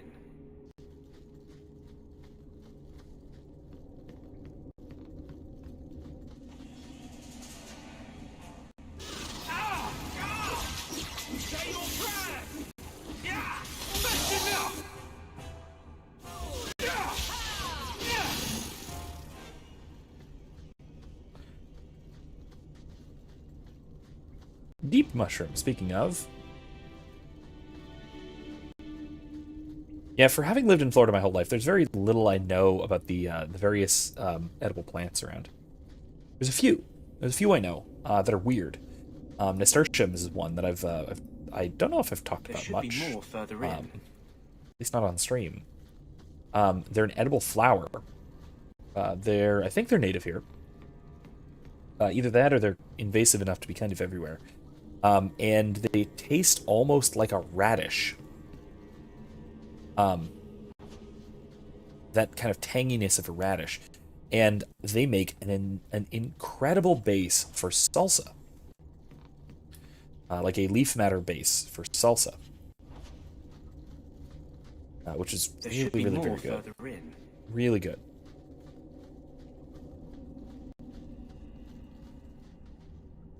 But most of the things that I know of that grow in Florida are very, very bad for you to eat. These things that grow wild. Oh, alright, cool. Go handle that for me, please. Oh, yeah, fantastic. Okay.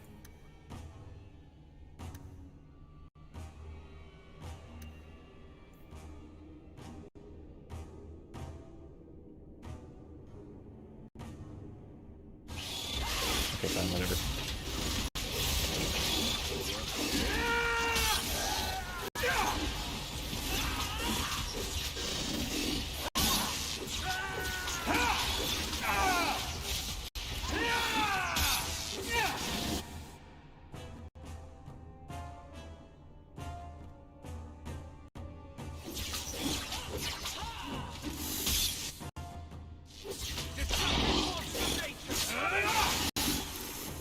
There we go.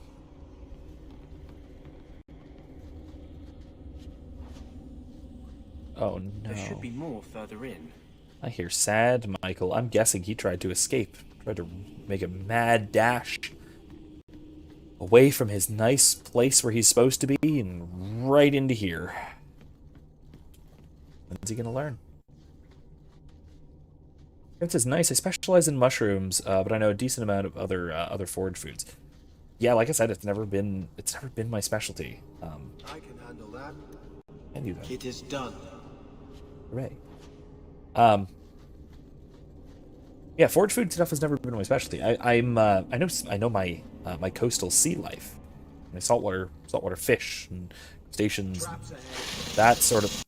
Oh God. Okay, that's just wonderful.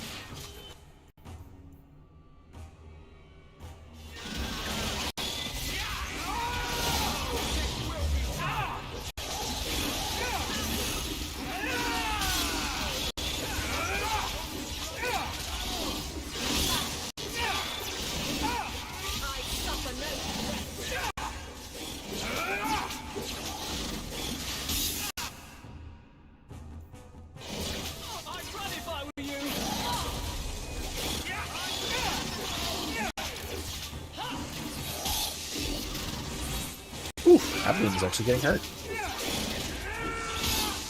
Ooh, everyone's getting hurt. Okay, bad. Uh-oh.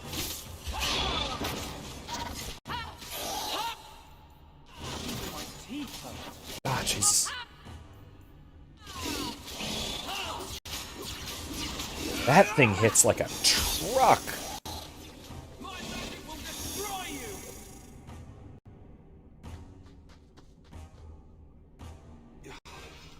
Dirt in my mouth. Aww.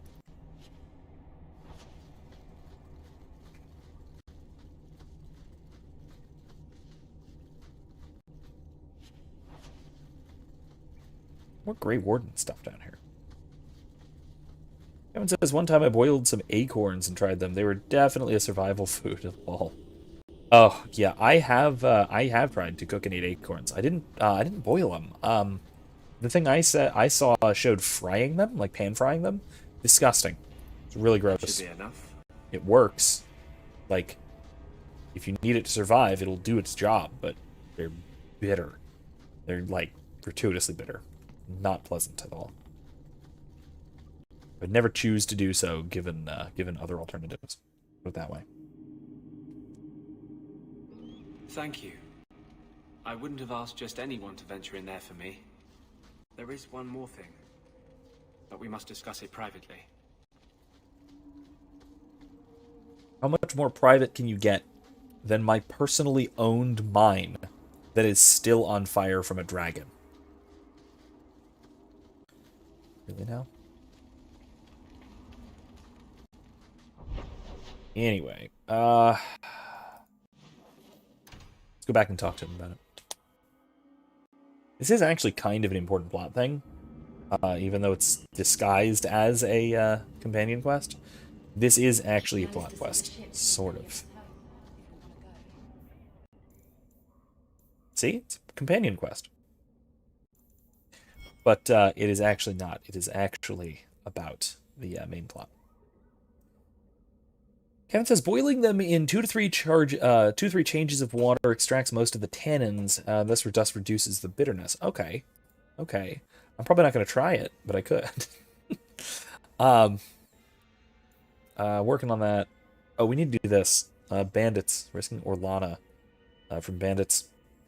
Then Ivergian Scrolls. Hidden layer has been added to the map. See what lies beneath. Where? What map? You can find that, I suppose.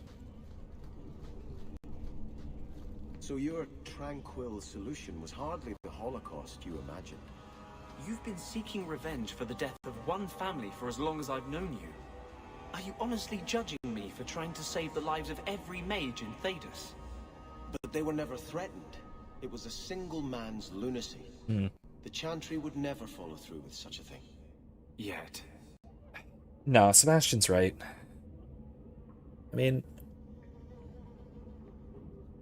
there are a lot of places where the Templars obviously overstep their bounds, and overstep and go beyond their mandate.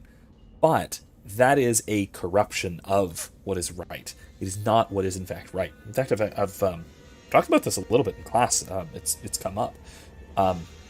Is one of the sort of because we're talking about Pascal and pragmatism. And making a decision on the basis of just sort of pragmatic concerns rather than theoretical concerns. If you can't come to a theoretical, logical conclusion, you have to decide things somehow, and so you use practical decision making. And so one of the things that came up was deciding what to believe on the basis of associations. So things like, would you want to, well, associating with the church because of things like political power scandals in the past, and things like the sex abuse crisis and stuff like that, and not wanting to associate with an organization with that kind of a reputation, and that being something that would let you decide. At the same time, again, it's very important to remember, and I emphasize this over and over again, because it's important to remember about Pascal, and it's even more important to remember about things like that, is that Pascal's wager, or any kind of pragmatic decision-making calculus like that, is not an argument for or against God, the existence of God. All it is a way of deciding something that you cannot decide rationally. And if you can acknowledge that, then okay, great. Then make your decision on that basis if you need to. But don't think that those kinds of decision-making processes, even Pascal's wager, tell you anything about reality. They don't. They don't at all. And but that kind of, and I also always find myself emphasizing this sort of thing, that the abuse and hypocrisy that we see and have seen throughout history among religious people has nothing to do with the truth of what they believe. That has something that actually, interestingly enough, verifies what we believe. That we are fallen human beings, That we are flawed, we are sinful, we fall short of any goal we set before ourselves, or any goal God sets before us. Because of course we do. We are sinful. We are fallen. We are imperfect. That is precisely what we should expect if our Christian beliefs are true. So, we ought to continue. We ought to try. Just because people fall short of a standard does not mean that it's the wrong standard. In fact, people falling short of a perfect standard speaks to its perfection. Not necessarily its achievability, especially not naturally speaking. It certainly speaks to its actual perfection. There is one more thing I would ask of you, Hawke. And I can't tell you why. I must get inside the Chantry without being seen. Will you talk to the Grand Cleric for me? Distract her long enough for me to do what must be done. Why? What are you plotting? You would not thank me if I told you. If you support freedom for mages, help me. That's all I can say. What do you want me to talk about? Food? The weather? What does it matter? No, talk of mages. Give her one final chance to hear what we have suffered. To pick a side. Perhaps she'll be more inclined to listen to you. What is it you don't want me to see? I would not tell you my plans, Hawke. You have made it plain where your sympathies lie. What? I will ask you straight then. Has nothing you've seen changed your mind? Will you help me free the mages of Kirkwall? Or will you stay at the side of the Night Tyrant? Was this ever about you and justice? Or have you lied this whole time? I lied. There is no potion. But what we have gathered will bring freedom for more than just me and justice. It will help mages throughout Phaedus. In the face of that, one lie means little. No, I'm not helping. You explicitly lied to me, and now you're plotting real sketchiness, extreme sketchiness, which we will see soon. What horrificness results of this? No. I won't play the pawn for anyone. Fine. Don't trust me. But don't expect I'll ever trust you again after that. Okay, fine. Is this what you want, Hawke? Yeah, I'm not doing that. No. You're on your own. I have always been on my own. For a time, I just forgot. Ugh. Well, at least Sebastian liked that decision. And I'm honestly surprised to see that he's still following me. I thought that would have booted him out of the party, honestly.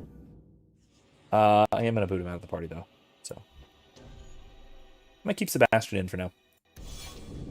He's my rogue. All right. Next, who needs rescuing? Let's do that. Let's do that.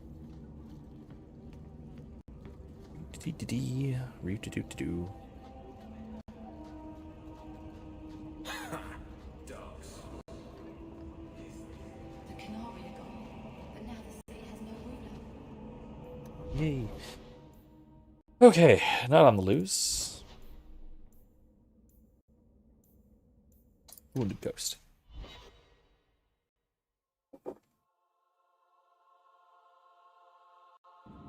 Hold there! Who are you? The name's Evitz. As in Evitz Marauders.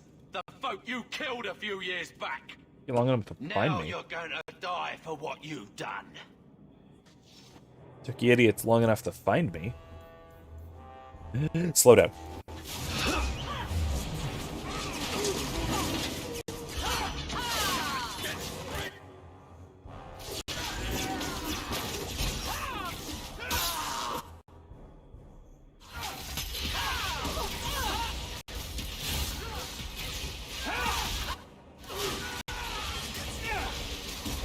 So Evitz is dead.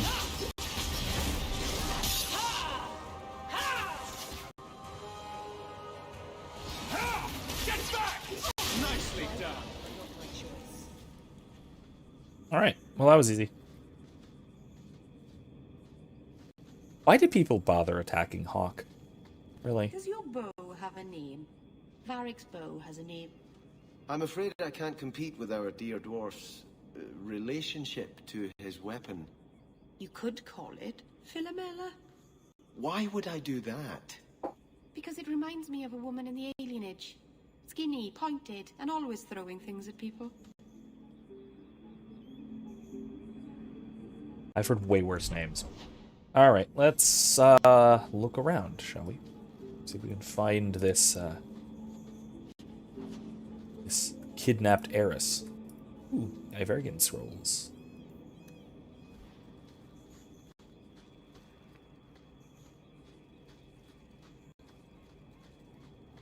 Alright, onward we go.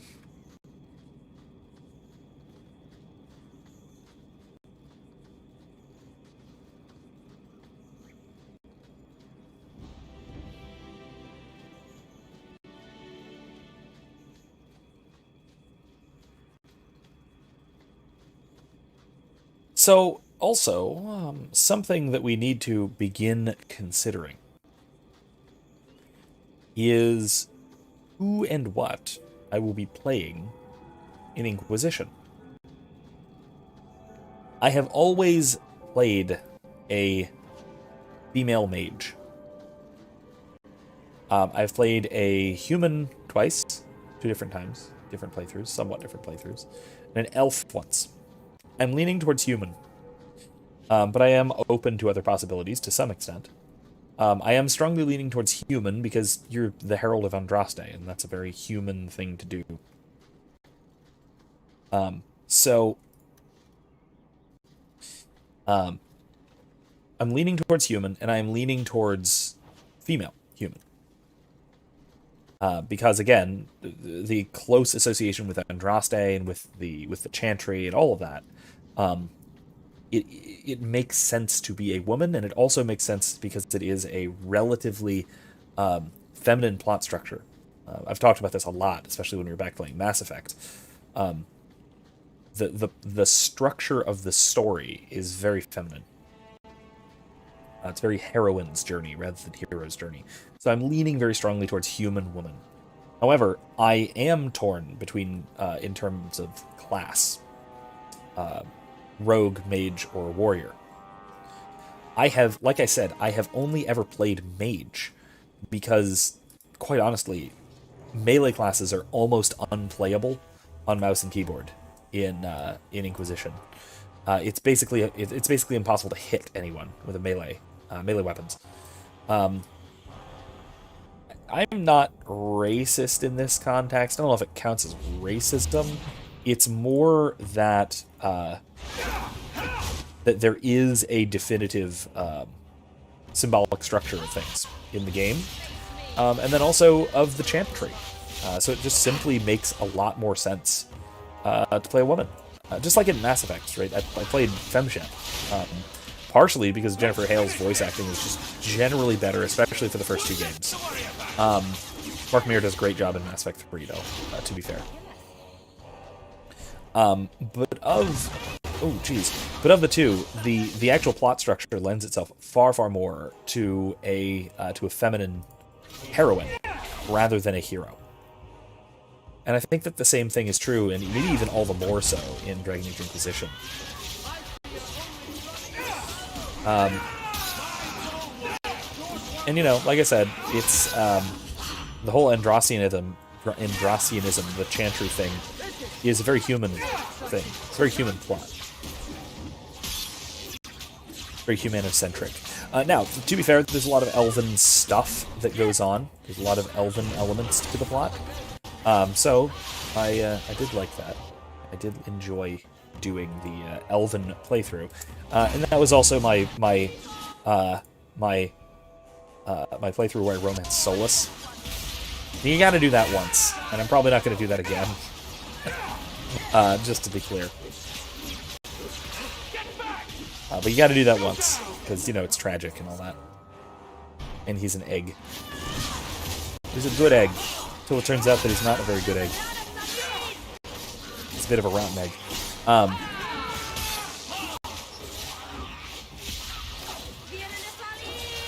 Erica says, I've only ever played humans and one half elf in any D&D game I've ever been in. That is entirely true.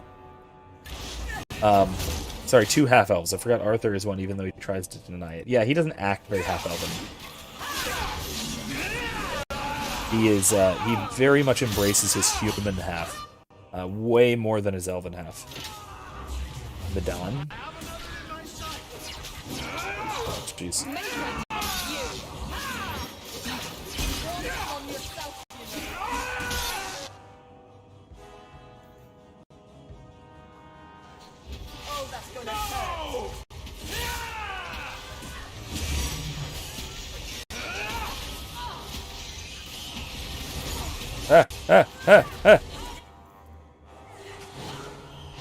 Get up. Everyone up. I'm exhausted. Heal. Oh, very bad. Very bad. Oh, that's very bad. That's really extra bad. Okay. I can do this. I need that. Oops. I need that.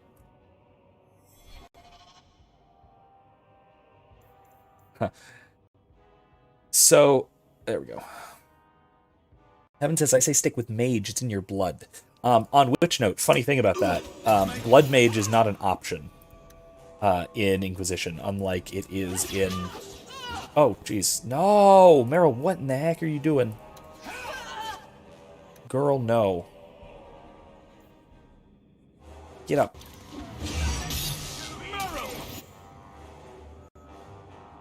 And Sebastian's down. Alright, this is ridiculous. Maker have mercy. Okay.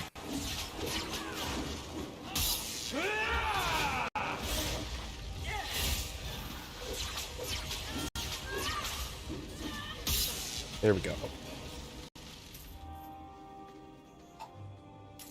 Well, I wasn't expecting any of that. Girdle of the Elders. So, also, Erica says, in fact, I would go so far as to say that that Arthur, tries to act as anti-elf as possible. Yeah, that's very true. That's very true. If you spoke to an elf with that accent, he would probably slap you, because that's a very elven thing to do. Slaps. Anyway. So, yeah, that's a thing.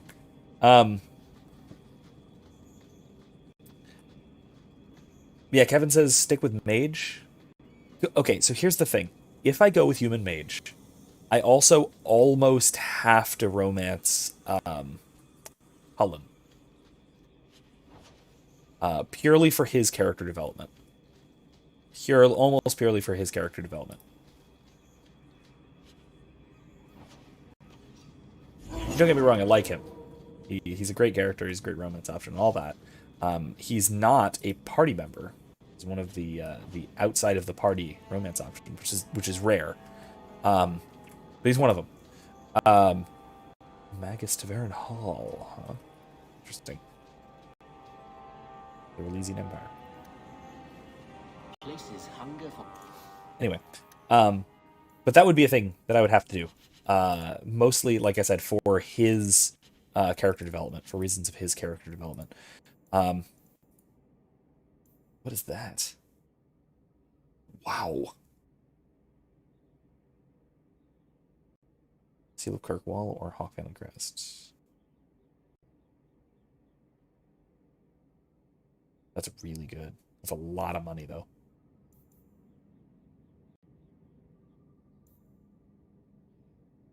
Oh, God, there's another spam bot. Another thought bot. Why? Why are there so many thought bots? Okay.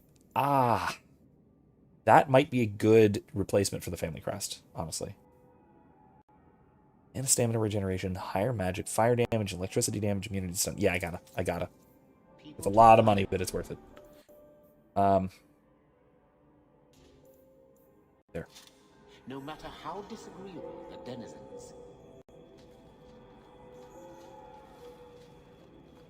Weird chimey music. Kevin, no. Bonk. No, Kevin, no. They don't disappear from my version of the chat. Okay, it says deleted. Does the message still show up? Or does it say that it has been So, or does it go away?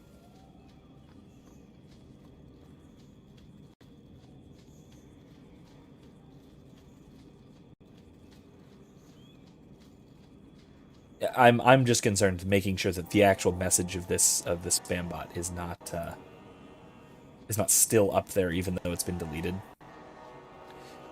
As long as it shows that if it shows there is a deleted message, that's fine. As long as it doesn't actually show it there. All right, let's try back this way. The message is the actual name of the chatbot, that's the actual message, so it completely defeats the purpose. Oh, Jesus. The message is just emojis. Oh.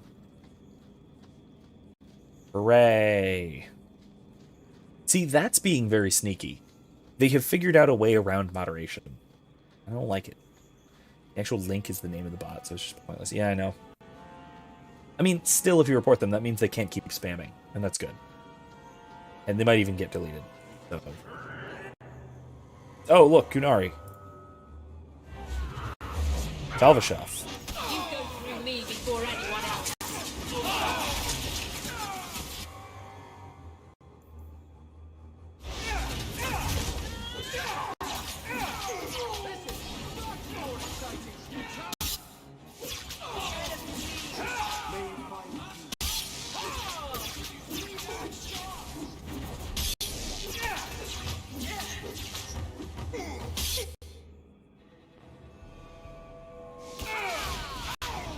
Oh, I didn't mean to do that. Wrong button.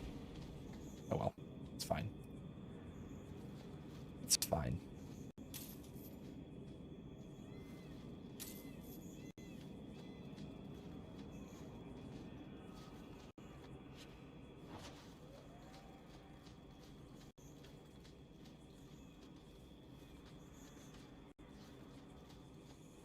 Well, I'm glad I can pass that message along, Kevin. So Kevin very kindly says that he checked, and he says, ew, they all have moles and unibrows. So I'm glad that someone checked, although I'm not glad that someone actually checked. I'm hoping you're kidding. Then again, you're almost certainly right about them being very, very nasty folks. Sort of how that goes, you know? May the dread take you!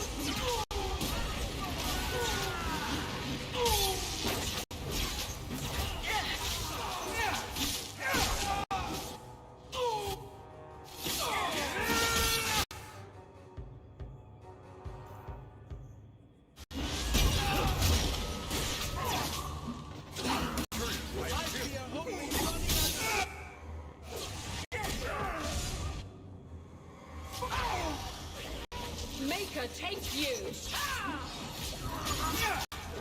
Does anyone see my boat? You've got it. You're good. Don't worry.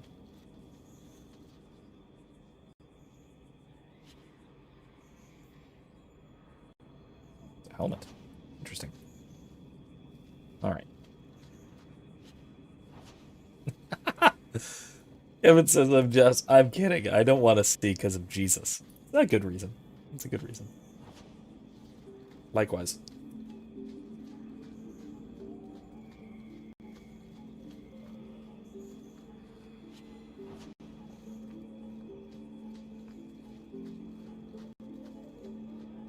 May he open their hearts to them. May he open their hearts to himself. That's rather good.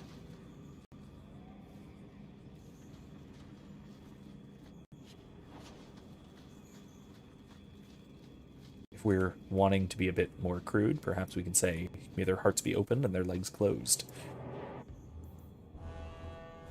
Crude, but again, I think relevant. I think fair. It's a fair critique. Wee.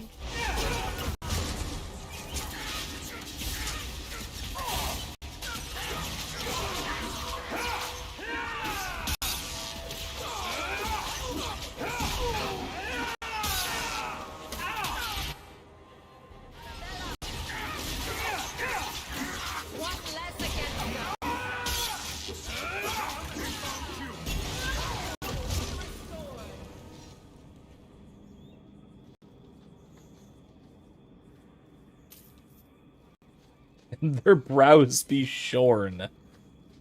Okay, listen. I have deep sympathy for people with unibrows. Little do you know, little do many people know, but I too have a unibrow. True, I really do.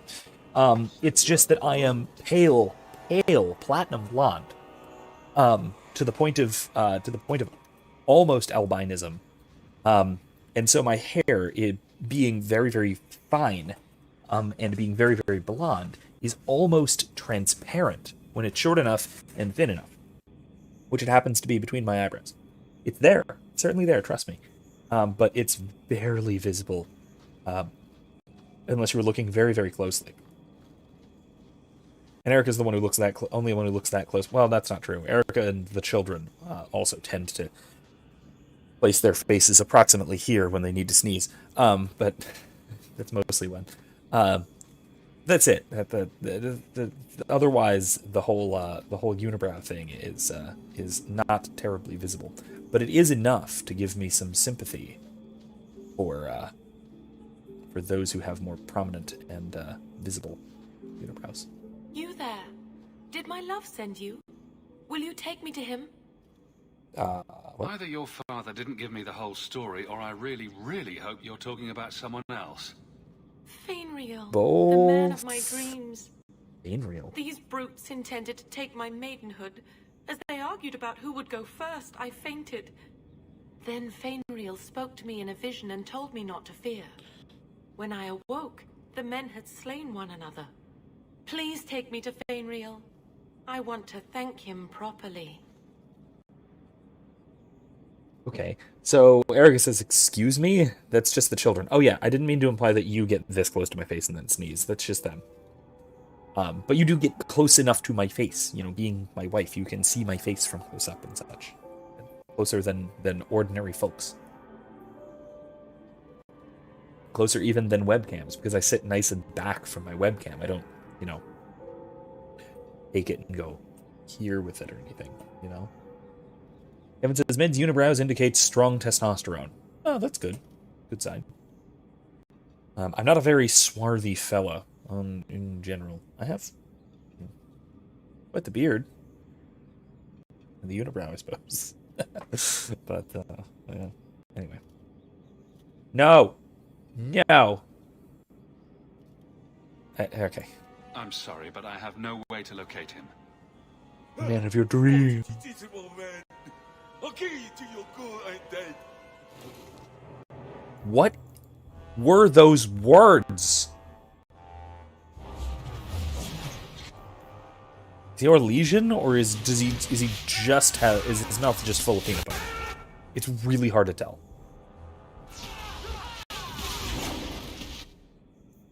Probably the peanut butter thing, honestly.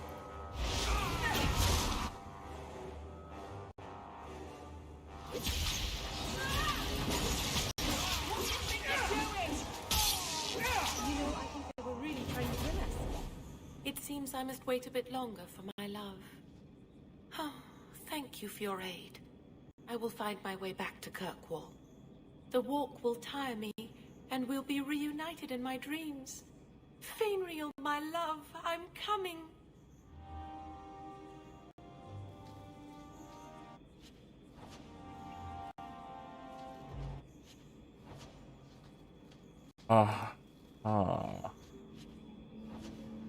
Yeah. So if you recall, Fainriel was the dreamer, the elven, or the half-elven mage that I helped a while ago. Helped him escape from demons, and then helped him escape from the city. And now he's somewhere in Tevinter. Of course he is. Lair,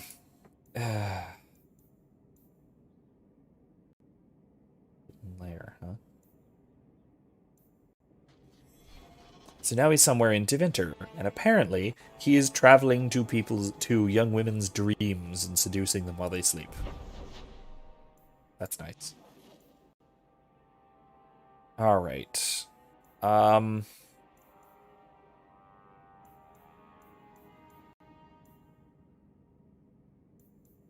see what Meryl's up to. Let's go to Meryl's house.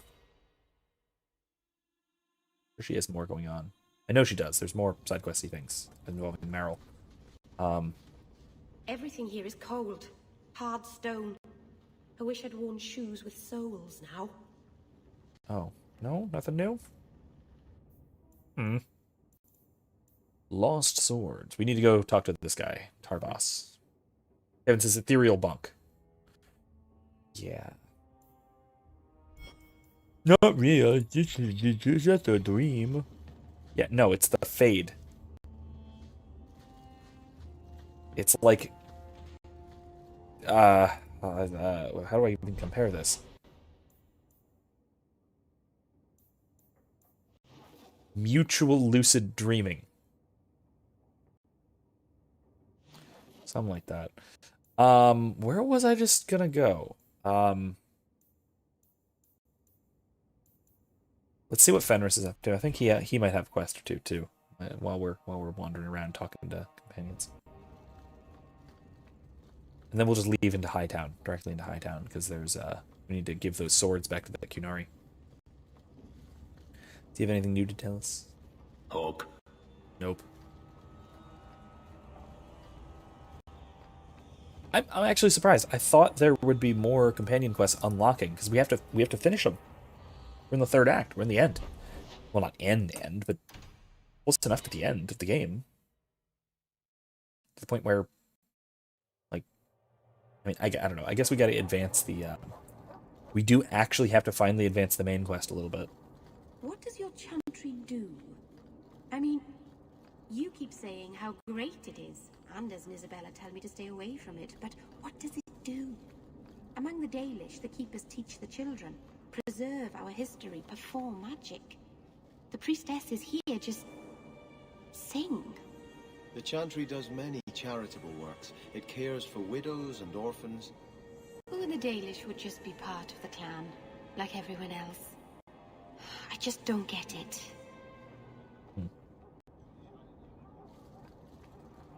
Have you located any Kunari blades? This is what I've found. If you find more, bring them to me. Good. Carry on. But yeah, that's let me see if Aveline has anything to add if we go up to the Viscount's place. Former place. Yeah, it's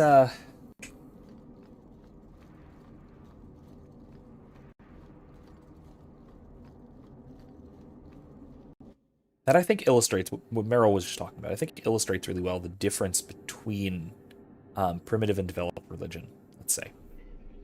Because properly developed religion is about one's relationship with God, in this case the Maker. You look like you wish to scold me. I just can't fathom why you're still in Kirkwall. For 6 years you've been claiming you'll retake your parents' lands. You're smart. You'd be a capable ruler. What are you waiting for? I don't know if it's the right thing to do. Do we ever get to know that? So, anyway, I have various things. I have various things to talk about, so let me see if Aveline has Nothing anything. going on, Hawke. You'd be the first to know if there was. I thought not. Okay, so a couple of things to mention. First of all, that what Meryl said, the difference between primitive and developed religion. Between, broadly speaking, polytheistic and monotheistic religion as well.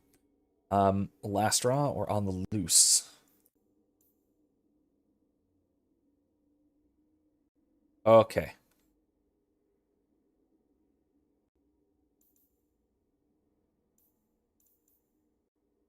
Mark that active.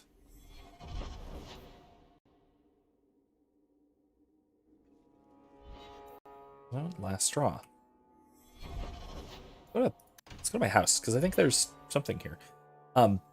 Anyway, because primitive religion is so world-focused, and polytheism as well is very world-focused, it's very here and now. No, nothing? Okay, fine, whatever. But because it is so very...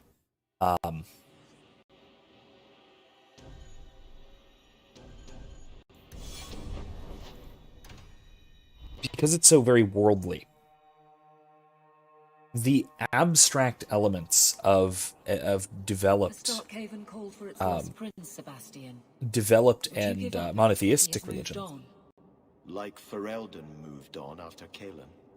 You've been reading. It's a good tale. King Alistair is particularly inspiring. But I doubt that's how you see me. I don't intend to let anyone die restoring me to my place, Aveline. The risks are mine, and that will have to satisfy. It was well said. I give you that. We'll see. That's respectable.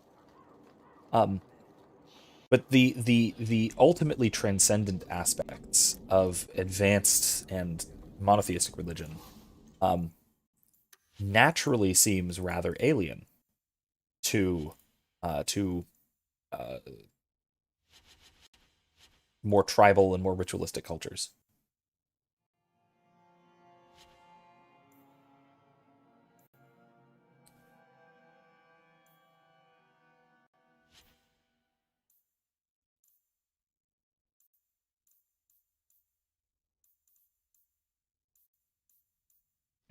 So good to see you, champion. Clearly. Nah, cold damage. Nice, but no.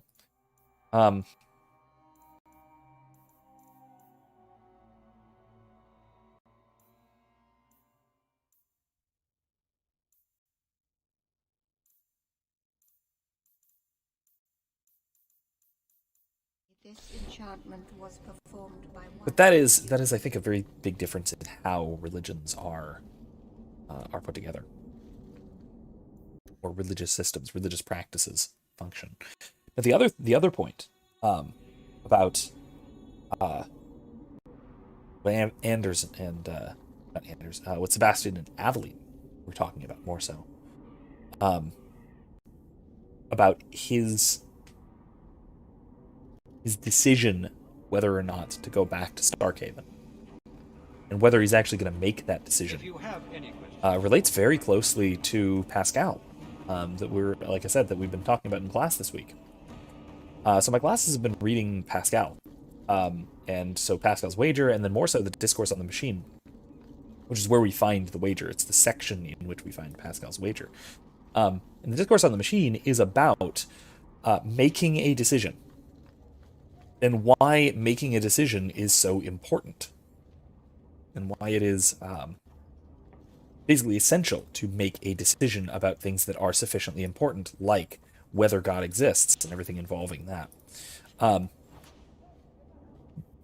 Because it is And with that, failing to decide, withholding judgment, saying I will decide later, is ultimately making a choice. Like right now, Sebastian is making the choice not to retake Starkhaven, even though he's saying I haven't decided whether I'm going to do it yet. What he's doing is he's acting as if he's not going to do it, because he's not doing it. It's not like he's doing anything more important here. He's just not doing it. And so he has functionally decided at this point to devote himself to the Chantry here. The Knight Commander wishes to speak to you. Tranquil. Okay.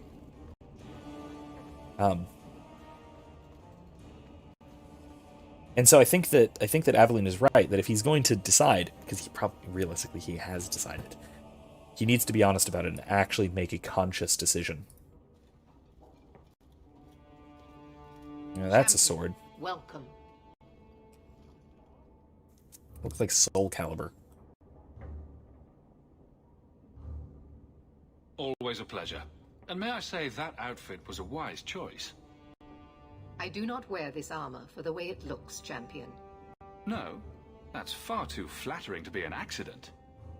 Compliments are unnecessary. This is no social call. She seems to appreciate it, though. She's smiling. I'm surprised that went over well. There was an incident within the gallows.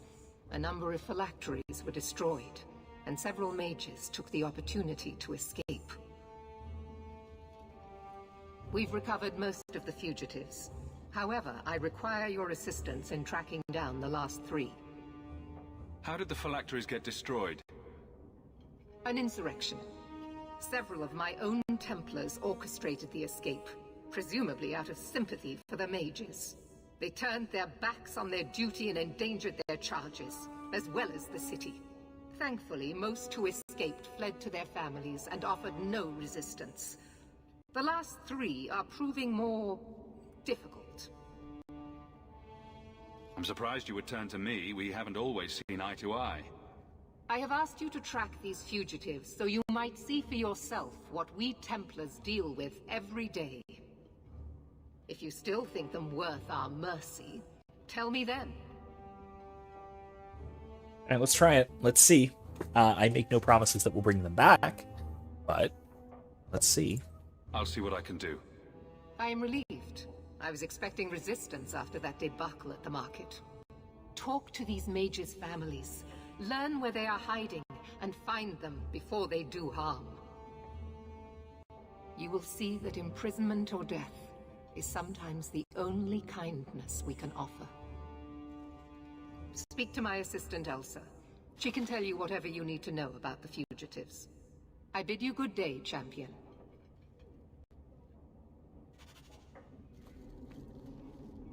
They are, however, making mages tranquil after they've successfully passed their harrowing, which is explicitly against Chantry law.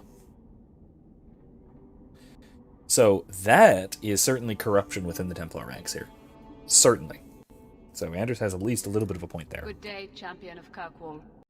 Knight Commander Meredith has informed me that you will be tracking down the apostates on behalf of the Templars. There are 3 of them. Huon, Emile, and Evelina. Why does Meredith have a tranquil assistant? The Knight Commander believes tranquil mages to be efficient and single-minded. I, in particular, am extremely organized. Are the apostates blood mages? The Knight Commander suspects this, yes. But she does not know for certain. The Knight Commander tends to assume all apostates practice blood magic. She prefers to err on the side of caution. Ah. Guilty until proven innocent. Sick until proven healthy. This is remarkably familiar tyranny. I want to hear about Huon. Huon is an elf. He was apprehended in the alienage 10 years ago. His wife, Nisa, works for a dressmaker in Lowtown. Have the Templars spoken to her? Yes. Nisa insists she has not seen Huon since he joined the Circle. Could Huon be hiding among the other elves in the alienage? The Templars' searches uncovered nothing. The Templars have also concluded that few other elves would risk hiding him. Huon was taken many years ago. Most of the alienage's inhabitants do not even know him. Alright.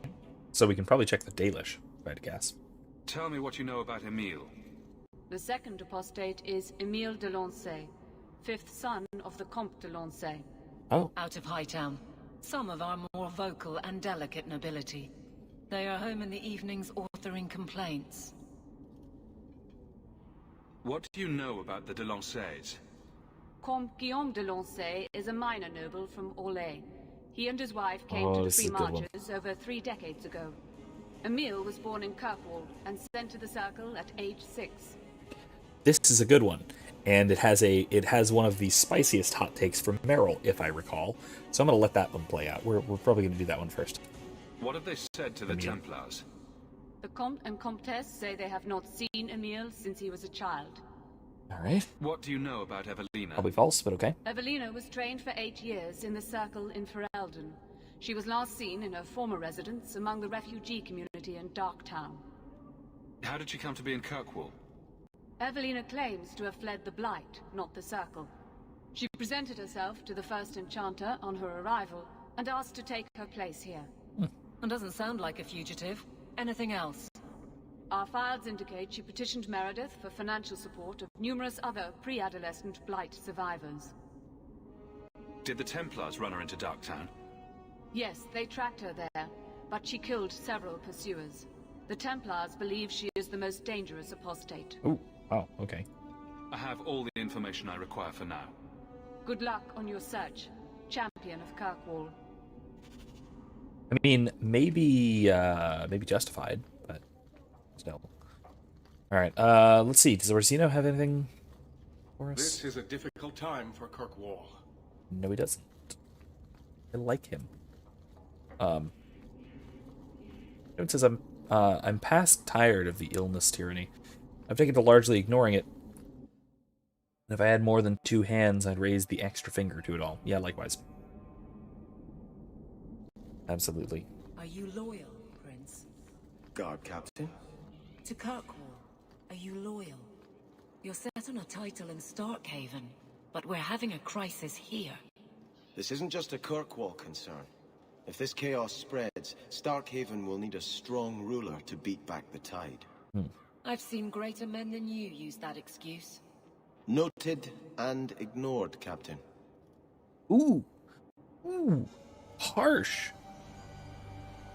Be professional. Well, I guess.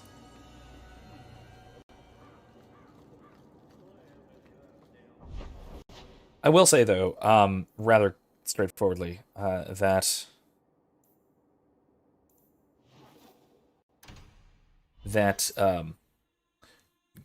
rude hand gestures aside, that I would point to Eric July, for example, as having probably the best view of the medical tyrants that we see in our society today. That they are some of the worst human beings to walk the planet, and they deserve no respect whatsoever. Now, oh, hello, what's going on here? They themselves deserve no respect whatsoever. Right there.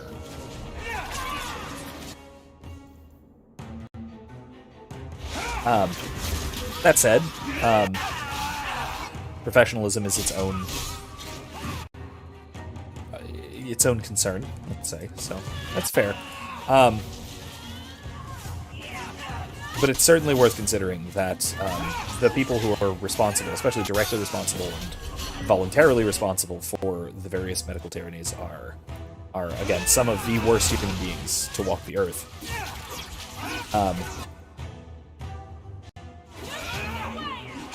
That they are utterly evil and unbelievably destructive to human well-being.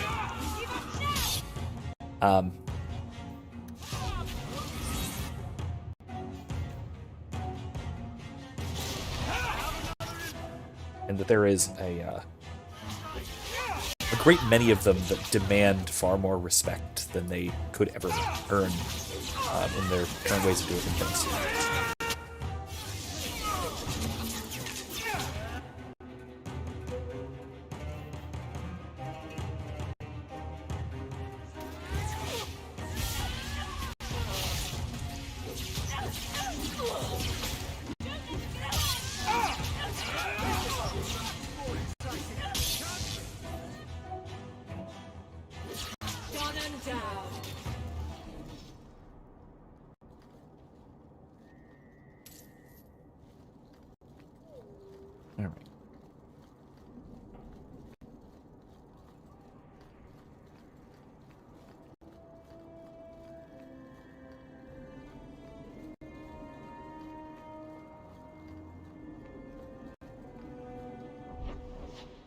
All the way up there, okay. Okay.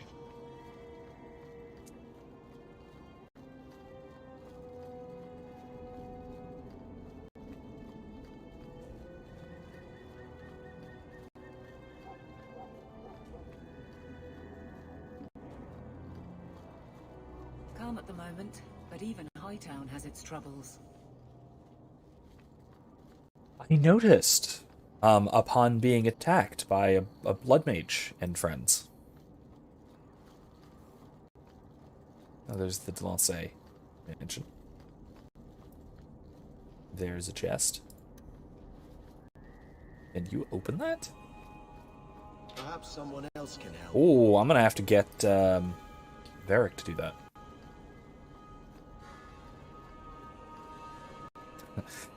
Kevin says I skipped testing at work today. Well, it was my day off, so yeah, good. The fact that they even have you would even want to have you tested on your day off is heinous and ridiculous. Absolutely ridiculous.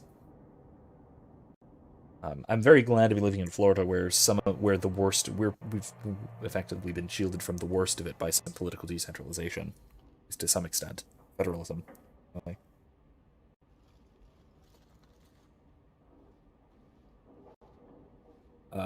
What? You look lovely tonight, my lady.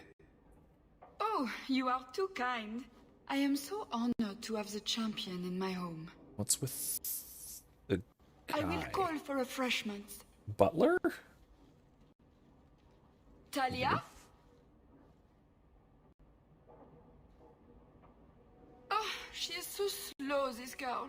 Come, let us chat while we wait. Thank you for your hospitality, Comtesse. I need to speak to you about Emile. Hospitality? This? Oh, it is a disgrace. If you had just sent a message to say you were coming. I haven't seen Emile since he was taken to the Circle. He was just 6. You can tell the Templars not to worry. I am sure Emile will turn himself in soon. He is a good boy. Dulcie, what have you done? You should have told the boy to throw himself at the mercy of the Templars. Guillaume, darling. Don't darling me, Dulcie. Darling. He's been telling people he's our son, that you gave him gold. Guillaume, darling. Oh my god. So French, I can't. It's so hard to take seriously. Don't stop on my account. This is fascinating. I didn't mean to lie to you, champion. Yes, you did. I barely saw Emile. I didn't think it was worth mentioning. I gave him some money. Not too much. He said he wanted to start a new life. New life? His new life is spent in low-town taverns, getting drunk on cheap wine. It's no wonder the I know Templars where he haven't is. found him yet. Help us, please, champion. Emile is not a blood mage, just a foolish boy. Don't let the Templars kill him. Blood mage? Oh, Guillaume, don't say that. Please, save my son's life. If there is a way to help Emile, I will find it. Thank you, champion. An acquaintance spied Emile in the Hanged Man not long ago. He should still be there. The Hanged Man? Oh, but that place is filthy. Come, Dulcie. Perhaps you should lie down. Mm-hmm.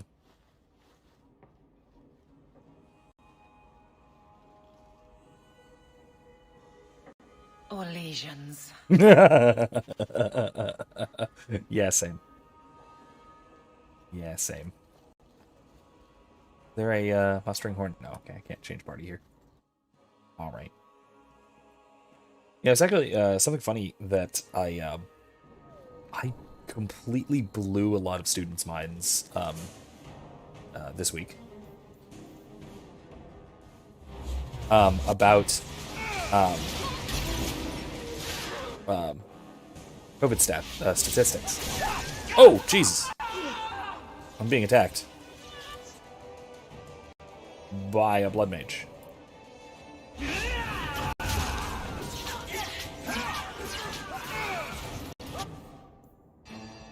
Two blood mages.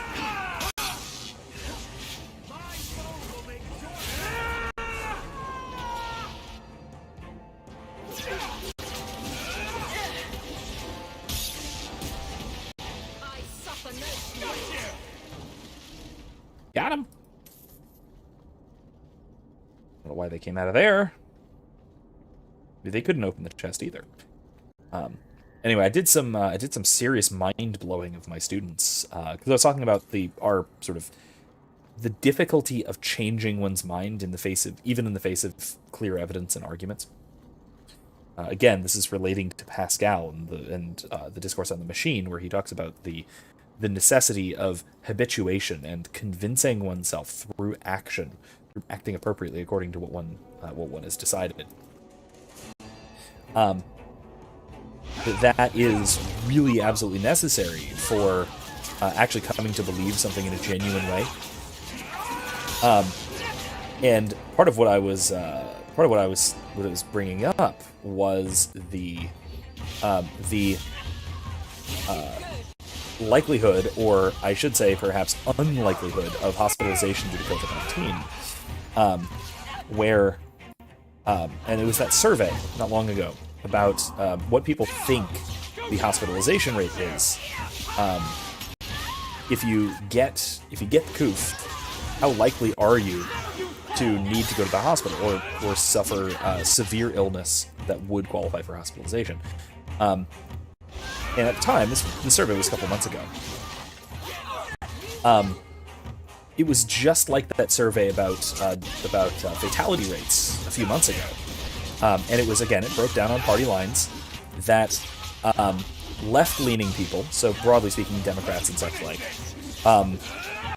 thought that the chances of hospitalization were something like 30 to 40 times as high as they actually are, whereas Republicans only thought that it was 10 to 20 times as much as what it really is. Oh, God, another bot. What is this? Stop.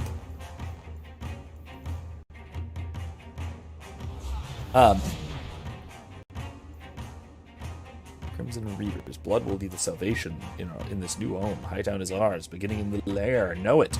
Know you belong. The Bleeder. Alright, I'm just stopping. Get out of here. Be gone with you.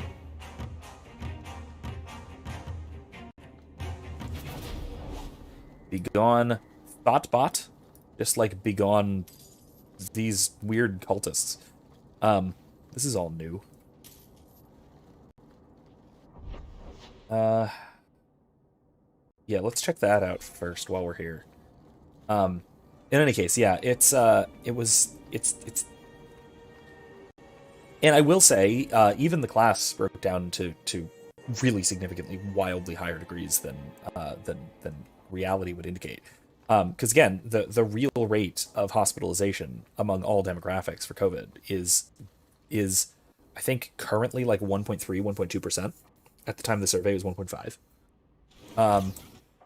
Oh, hello. At the time of the survey it was like 1.5. But a majority of left-leaning people thought it was over 50%. That's insane. Like, certifiably insane. That's so wildly far off that it's incomprehensible how they could be that far off. And yet, I had several students think that it was over 50%. Over 50% chance of being hospitalized if you were infected by COVID-19, if you caught COVID-19, if you tested positive, basically. And that, like, in my mind, couldn't be more obviously false.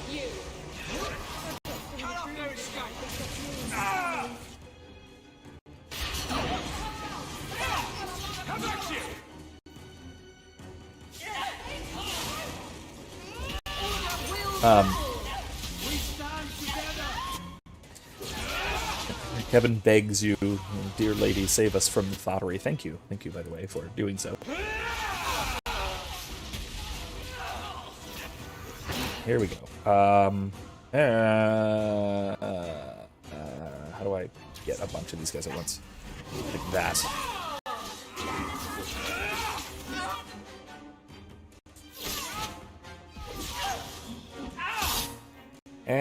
Sebastian, you need that, and you need that, and you don't.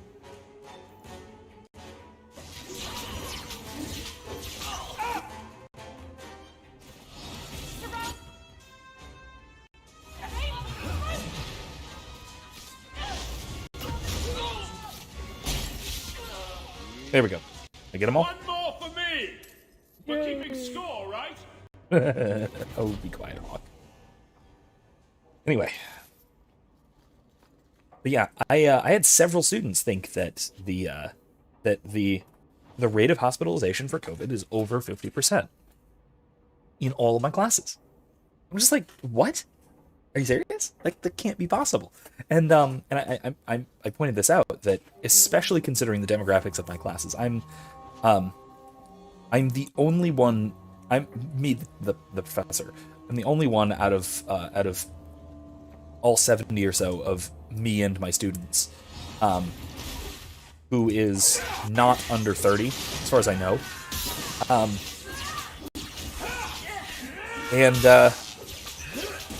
Given the age range, the age demographics of my students, even if all of my students got the Koof at exactly the same time, it would be a statistical anomaly that would demand an explanation if even one of them had to go to the hospital for it. 2 would be unheard of, let alone die. And it says, oh, it's incredible. Out of 150 sick elderly residents getting the Koof, we had 2 deaths, and these Gen Z are driven to madness with fear. Well, yeah. It is highly beneficial to certain worst people walking the earth that people be utterly terrified. Because terrified people are far, far easier to control. And again, I think that it's very important that people recognize and acknowledge who it is that has done this to them, especially kids, like college students and Jesus, younger. I can't even imagine in terms of younger students, like high school. It's unbelievable.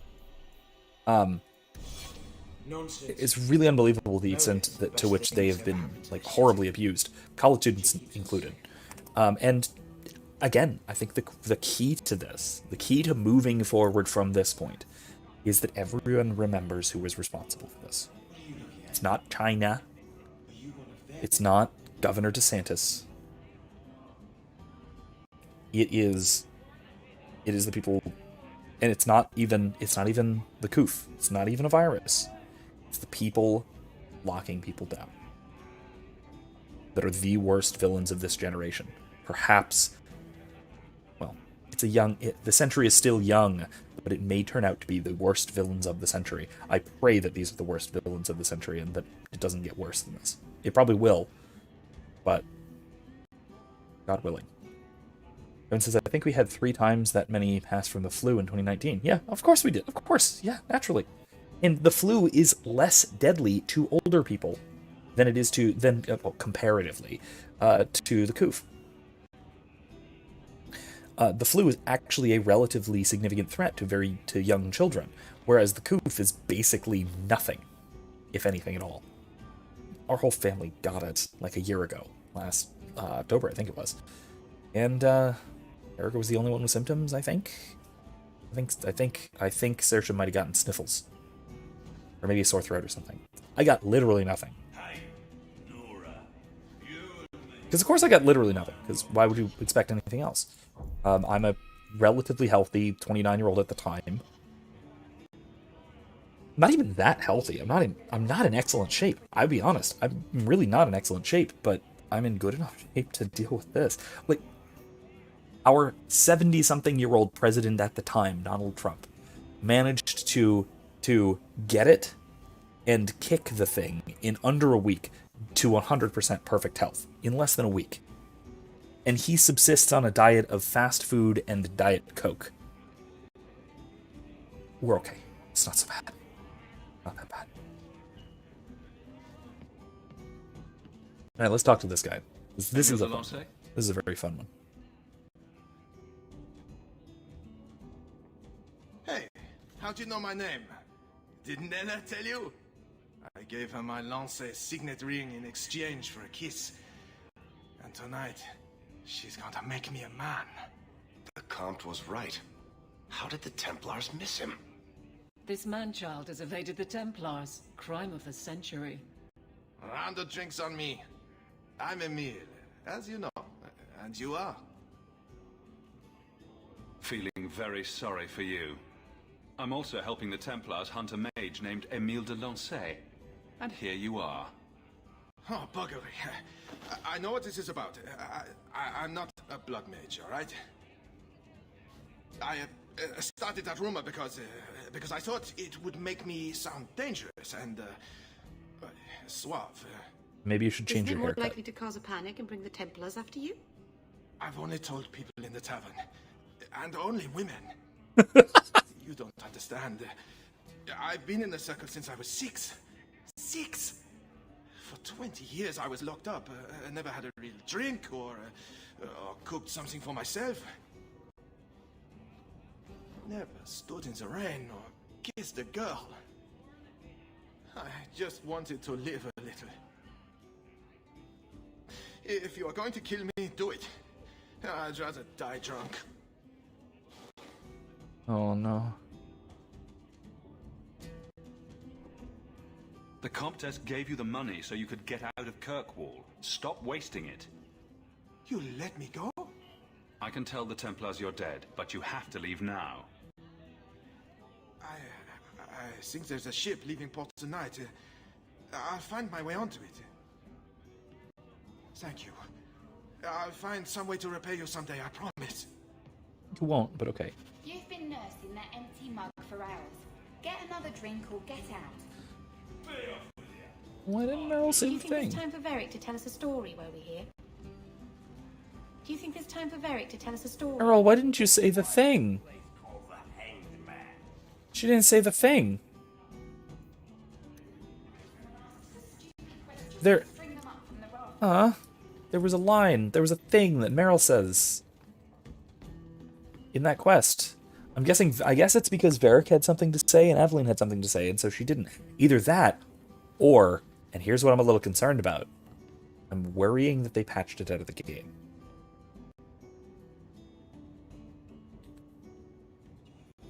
Because, and I remember this, and this is one of the things I was looking forward to in this playthrough.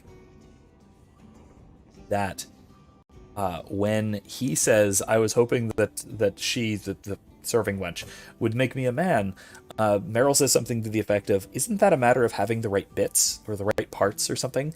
And, you can't say that in current year, but you could totally say that 10 years ago when this game came out. And in fact, that was a very progressive thing to say 10 years ago, oddly enough. Funny enough. I'm really desperately hoping they didn't patch that out stealthily. I'm gonna have to find out. I'm gonna have to look this up.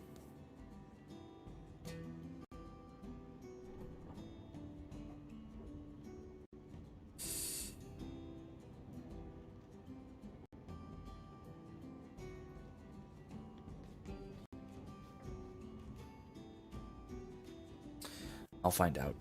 Someone else feel free to look this up for me, but I'll try and find out. So, yeah. Did I pay my tab this month? I'll sort it out later. I found this amazing hat shop in Lowtown. Nice. I like hats.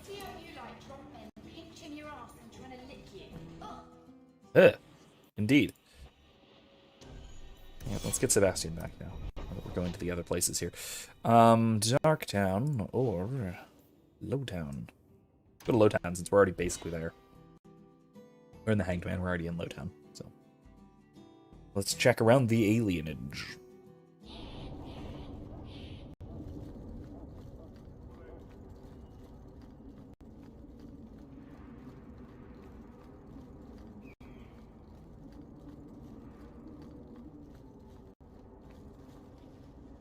It was a very funny line, and it was one that, upon replaying this game like a year or two ago, I was like, "Oh, wow, you could not get away with putting that in a game these days." And like I said, I'm really deeply concerned that they may have patched it out or something like that. If that's the case, I hate that. I absolutely hate that. I don't want to go off the handle about it, though, because I don't know if it actually happened. I'll look into it. Greetings, Monsieur. Meryl, what are you doing here? We're here about Huon, Misa. Oh. When the Templars came, I told them the truth. I hadn't seen Huon in 10 years. But after they left, he came to me. He wanted me to hide him. I used to dream of him returning, but not like this. He's changed, and I don't know him anymore. I sent him away. How has Huon changed? He was obsessed with showing everyone true elven power. He frightened me. That sounds awfully... Let's put it this way. This sounds like the kind of thing that will develop from putting mages together under oppressive conditions for their entire lives. This seems like backfiring of the Chantry's policies, honestly. Did you see him use any magic? Perhaps blood magic? Would she know it to see it? I don't know. I don't think he used magic on me. Did he hurt you? Only broke my heart. Oh. So you hadn't seen him since he left you? Huon didn't leave me. He was taken away. When the Templars found out he was a mage, they chained him and dragged him from the alienage, in front of everyone. Now I'm trapped in this sham. Married, but with no husband and no future. Do you know where Huon went after you sent him away? I don't know. He disappeared. But Huon said he would return to take me away from this forever. A user, just looking for another handout. I don't know what he means, and I am afraid of him, Sir. Would it help if I returned? I'll make sure you're safe. I would be grateful. Huon said he would come to the alienage soon, at nightfall. Are you going to arrest him? I think he needs help. Maybe the Circle will be able to heal whatever troubles him. Hope so, but I am not very hopeful about it. Let's just go into Meryl's house and hang out here until nightfall. We got 10 minutes, so I think we could probably finish this quest. Probably.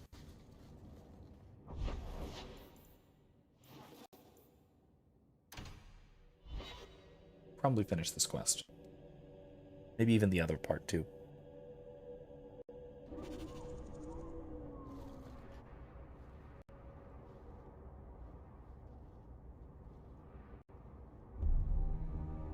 Oh.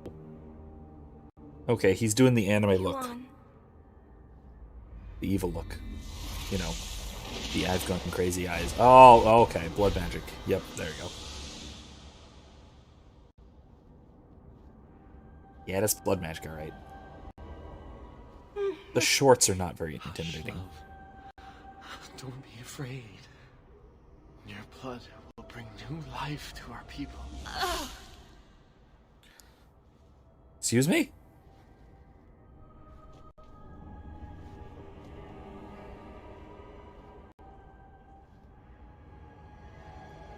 She was so beautiful. She was your wife. Her sacrifice will lead me to my destiny. The humans keep us down because they're afraid of the magic within us. Look at the magic Nisa held inside her. She was just afraid to use it.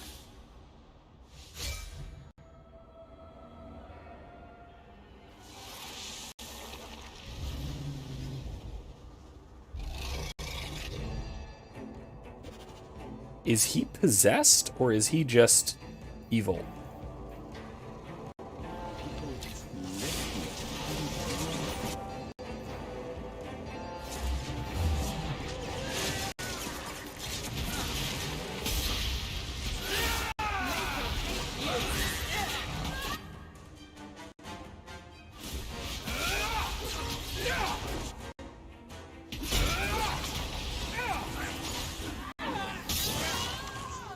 Where'd he go?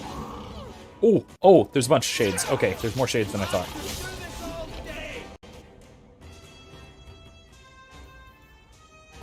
This does nothing to shades, so...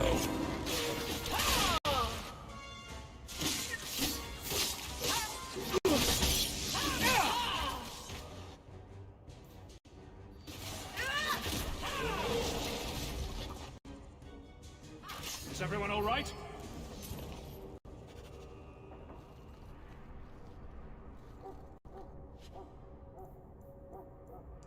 Hey, Boots of the Champion. Good. Why did he have those? That's very strange. Okay. Anyway.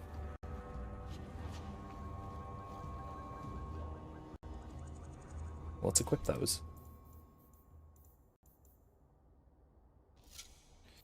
I'm going to need a rune for those. Still need the helmet or the cowl of the champion. Still need some more champion stuff. Or the signature Hawke look. Alright, let's go to Meryl's house. And you know what? I think I might call it. Because we only have 5 minutes left, and I don't expect that to be enough to finish. Yeah, I don't expect that to be enough to finish the last part of the quest. On the loose. That one. Evelina. That... We have to do that eventually, but we will eventually. We will when we get there. Hidden lair. It's not on the map, but okay. Maybe if I mark it as active at some point. Maybe we'll do that next week. Anyway. That's all the time we have, I think. It's about all the time we have. So. Thank you all for joining me. Kevin, in particular. So, I will hopefully see you guys next time as we continue playing Greedfall on Monday. We are set to do the Merchant's Quest, so a lot of overlap, really, especially in tone here. So we're back to Greedfall on Monday. That has been a great time so far. I've been greatly enjoying the game, and I've been really enjoying a lot of the themes and a lot of what's going on in it. So it's been fun. Hopefully you'll join me, and hopefully you'll also join me right back here. Or if I do some stuff in the interim, like upgrades and things, maybe I might do that. But hopefully you will join me back here on next Thursday, playing more Dragon Age 2. So, like I said, that's all the time we have. Thank you again for joining me. Everybody have a good night.